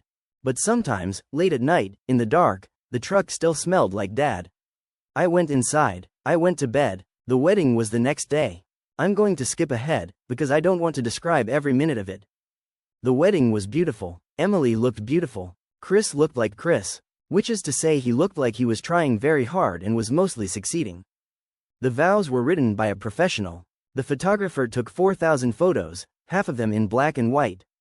And most of them featured Emily in some contemplative pose. The cake was 4 tiers tall. There was a string quartet at the ceremony and a DJ at the reception who was introduced.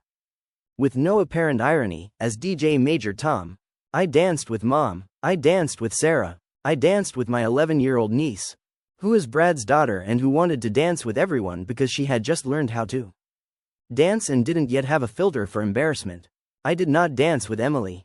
I had offered. She had said yes, but later she had said actually, no, thank you, she was going to sit this one out. I did not take it personally. I figured she was tired. I figured she had a lot on her mind. I figured she was just being a bride. We left the reception around 10. As we were walking out to the truck, Emily came out of the venue with her new husband. She had changed into her going-away dress, which was short and white and had a little tulle skirt. She looked fantastic. Chris had his arm around her. They were both laughing about something. Then Chris saw the truck. Oh, we're getting a ride in this beauty? I laughed. Sarah laughed. Emily didn't. Very funny, she said.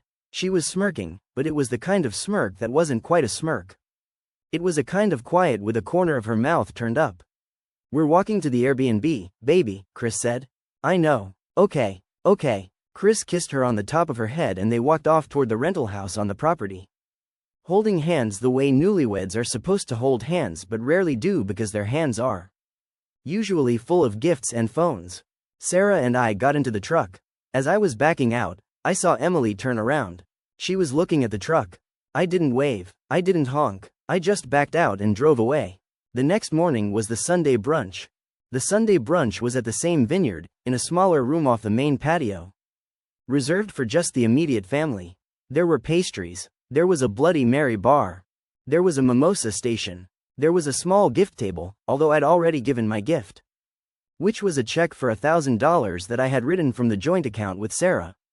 Partly because Emily had asked for cash and partly because I didn't know what else to do. Mom was there early. She had driven herself. She was wearing a blue dress that I had never seen before and that she was clearly a little self-conscious about. Sarah had bought it for her before the wedding, secretly. And Mom had been delighted the morning she opened it. Sarah is good at that. Sarah is good at seeing what people need and quietly making it happen. Brad was there. Derek and Holly were there. Chris's parents and Taylor were there. Chris's uncle and aunt from Dayton were there. A few of Emily's friends from her Pilates studio in Columbus were there. Emily and Chris arrived around 11. They were late. Emily apologized and said they had overslept. That got a laugh from everyone. Chris looked like a guy who had overslept. He had the pillow lines still faintly on his cheek. We sat down. We had pastries. We had mimosas. We had small talk. I was at the end of the table, near the kitchen door, which is where I always end up at family gatherings because I'm the one who gets up to ask for things or to fix the ice bucket or to help the server carry something. I don't mind it. I like being useful. Around noon, Emily stood up and thanked everyone for coming and thanked the staff and thanked Mom. and thanked Chris's family for being so welcoming. Then she said something I didn't expect. I want to say a few more words about my brother. The room got quiet. Mike drove my dad's truck to the rehearsal dinner last night. I need to say something about that. I had been mid-bite on a croissant. I set the croissant down. I need to apologize to him. I was dismissive of the truck because I thought it was an odd choice. I was embarrassed by it. I shouldn't have been. That truck is the truck Dad drove us to the creek in. The truck he drove us to Florida in when I was 9. The truck he took me to get my driver's license in when I was 15. I have not been in that truck in years, and I don't know why I haven't. I made fun of it last night, and I shouldn't have. I have been thinking about it all weekend. She stopped. Her eyes were filling up. You kept that truck, Mike. You drove it here. Dad would have been so proud of you for that. The table was silent. Sarah was squeezing my hand under the table. Mom had the napkin pressed to her mouth again. I don't know what I was thinking, Emily said. I'm sorry. I had nothing. I was just holding my wife's hand like a person holding a railing in a storm. I had spent 2 years working on that truck without telling anyone why, except Sarah. And Sarah only knew why because she had watched me work on it for 2 years and had figured it out. On her own, I had driven it to the rehearsal dinner because I had something to say, and I had said it. And the truck had said it for me at the same time. I had not expected my sister to apologize. I had not expected anyone in that room to say what they said. I had driven the truck with the assumption that most of them had forgotten about Dad's truck. And I had been wrong about that, and it was the best kind of wrong. I stood up. I didn't have a speech. I still don't have speeches. I forgive you, Em. There's nothing to forgive. Let's eat. Everyone laughed. Even Chris laughed. Even Taylor laughed. Even Mom laughed, although hers was the kind of laugh where you can hear a person almost crying. Behind it, we finished the mimosas. We finished the pastries. We had a long lunch. We took 100 more photos, including some that I posed for voluntarily, which is rare for me. Emily came over at one point and hugged me from the side. The way she used to hug me when we were younger. And she leaned her head against my shoulder for a second and said, "Thank you for bringing him back." Quote, I didn't say anything. I just nodded. I had been saying nods all weekend, but this one was the only one I meant. Brad came up to me later, on the back steps of the vineyard. While everyone else was taking their final photos. You did a good thing, man. I know. I meant to. I know you did. He slapped me on the back the same way he had the day before. And then he walked away to say goodbye to Taylor's boyfriend, who had spent the entire weekend standing in the back of every group photo like he was unsure whether he was in the family yet. Sarah and I walked out to the truck. It was a sunny day. The burgundy paint looked darker in the daylight than it did at the rehearsal dinner, almost red. Almost like the original color. Almost like the truck was choosing each morning to remember what it used to be. I helped Sarah into the passenger side. I sat down on the driver's side. I started the engine. The truck sounded fine. The radio came on, automatically, to an AM station playing old country. Dad would have turned it up. I did too. We drove home. Bluffton was about an hour away.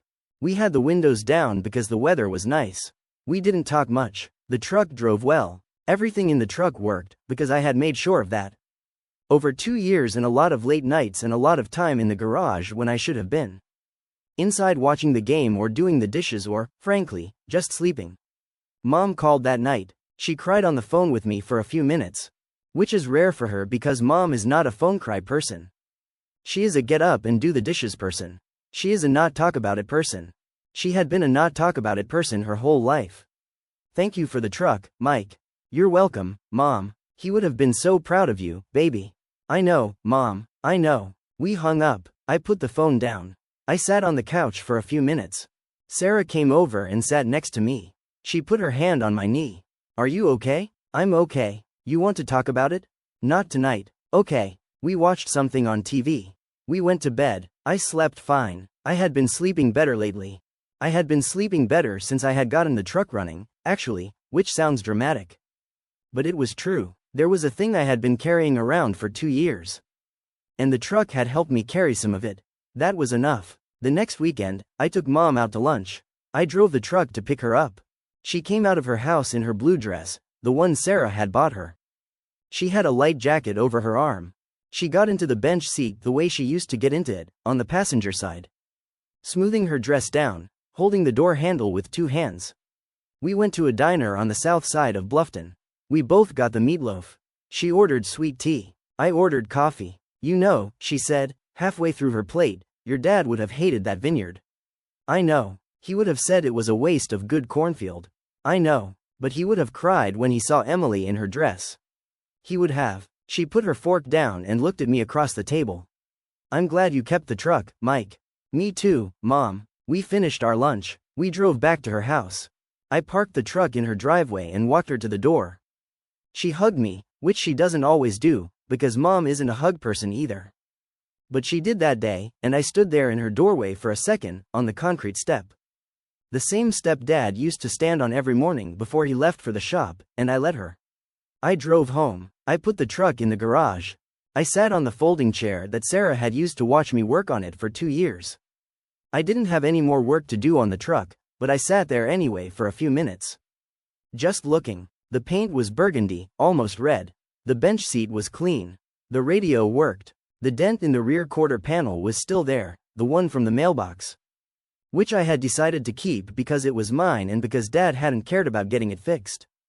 And because I wanted the truck to keep some of its history.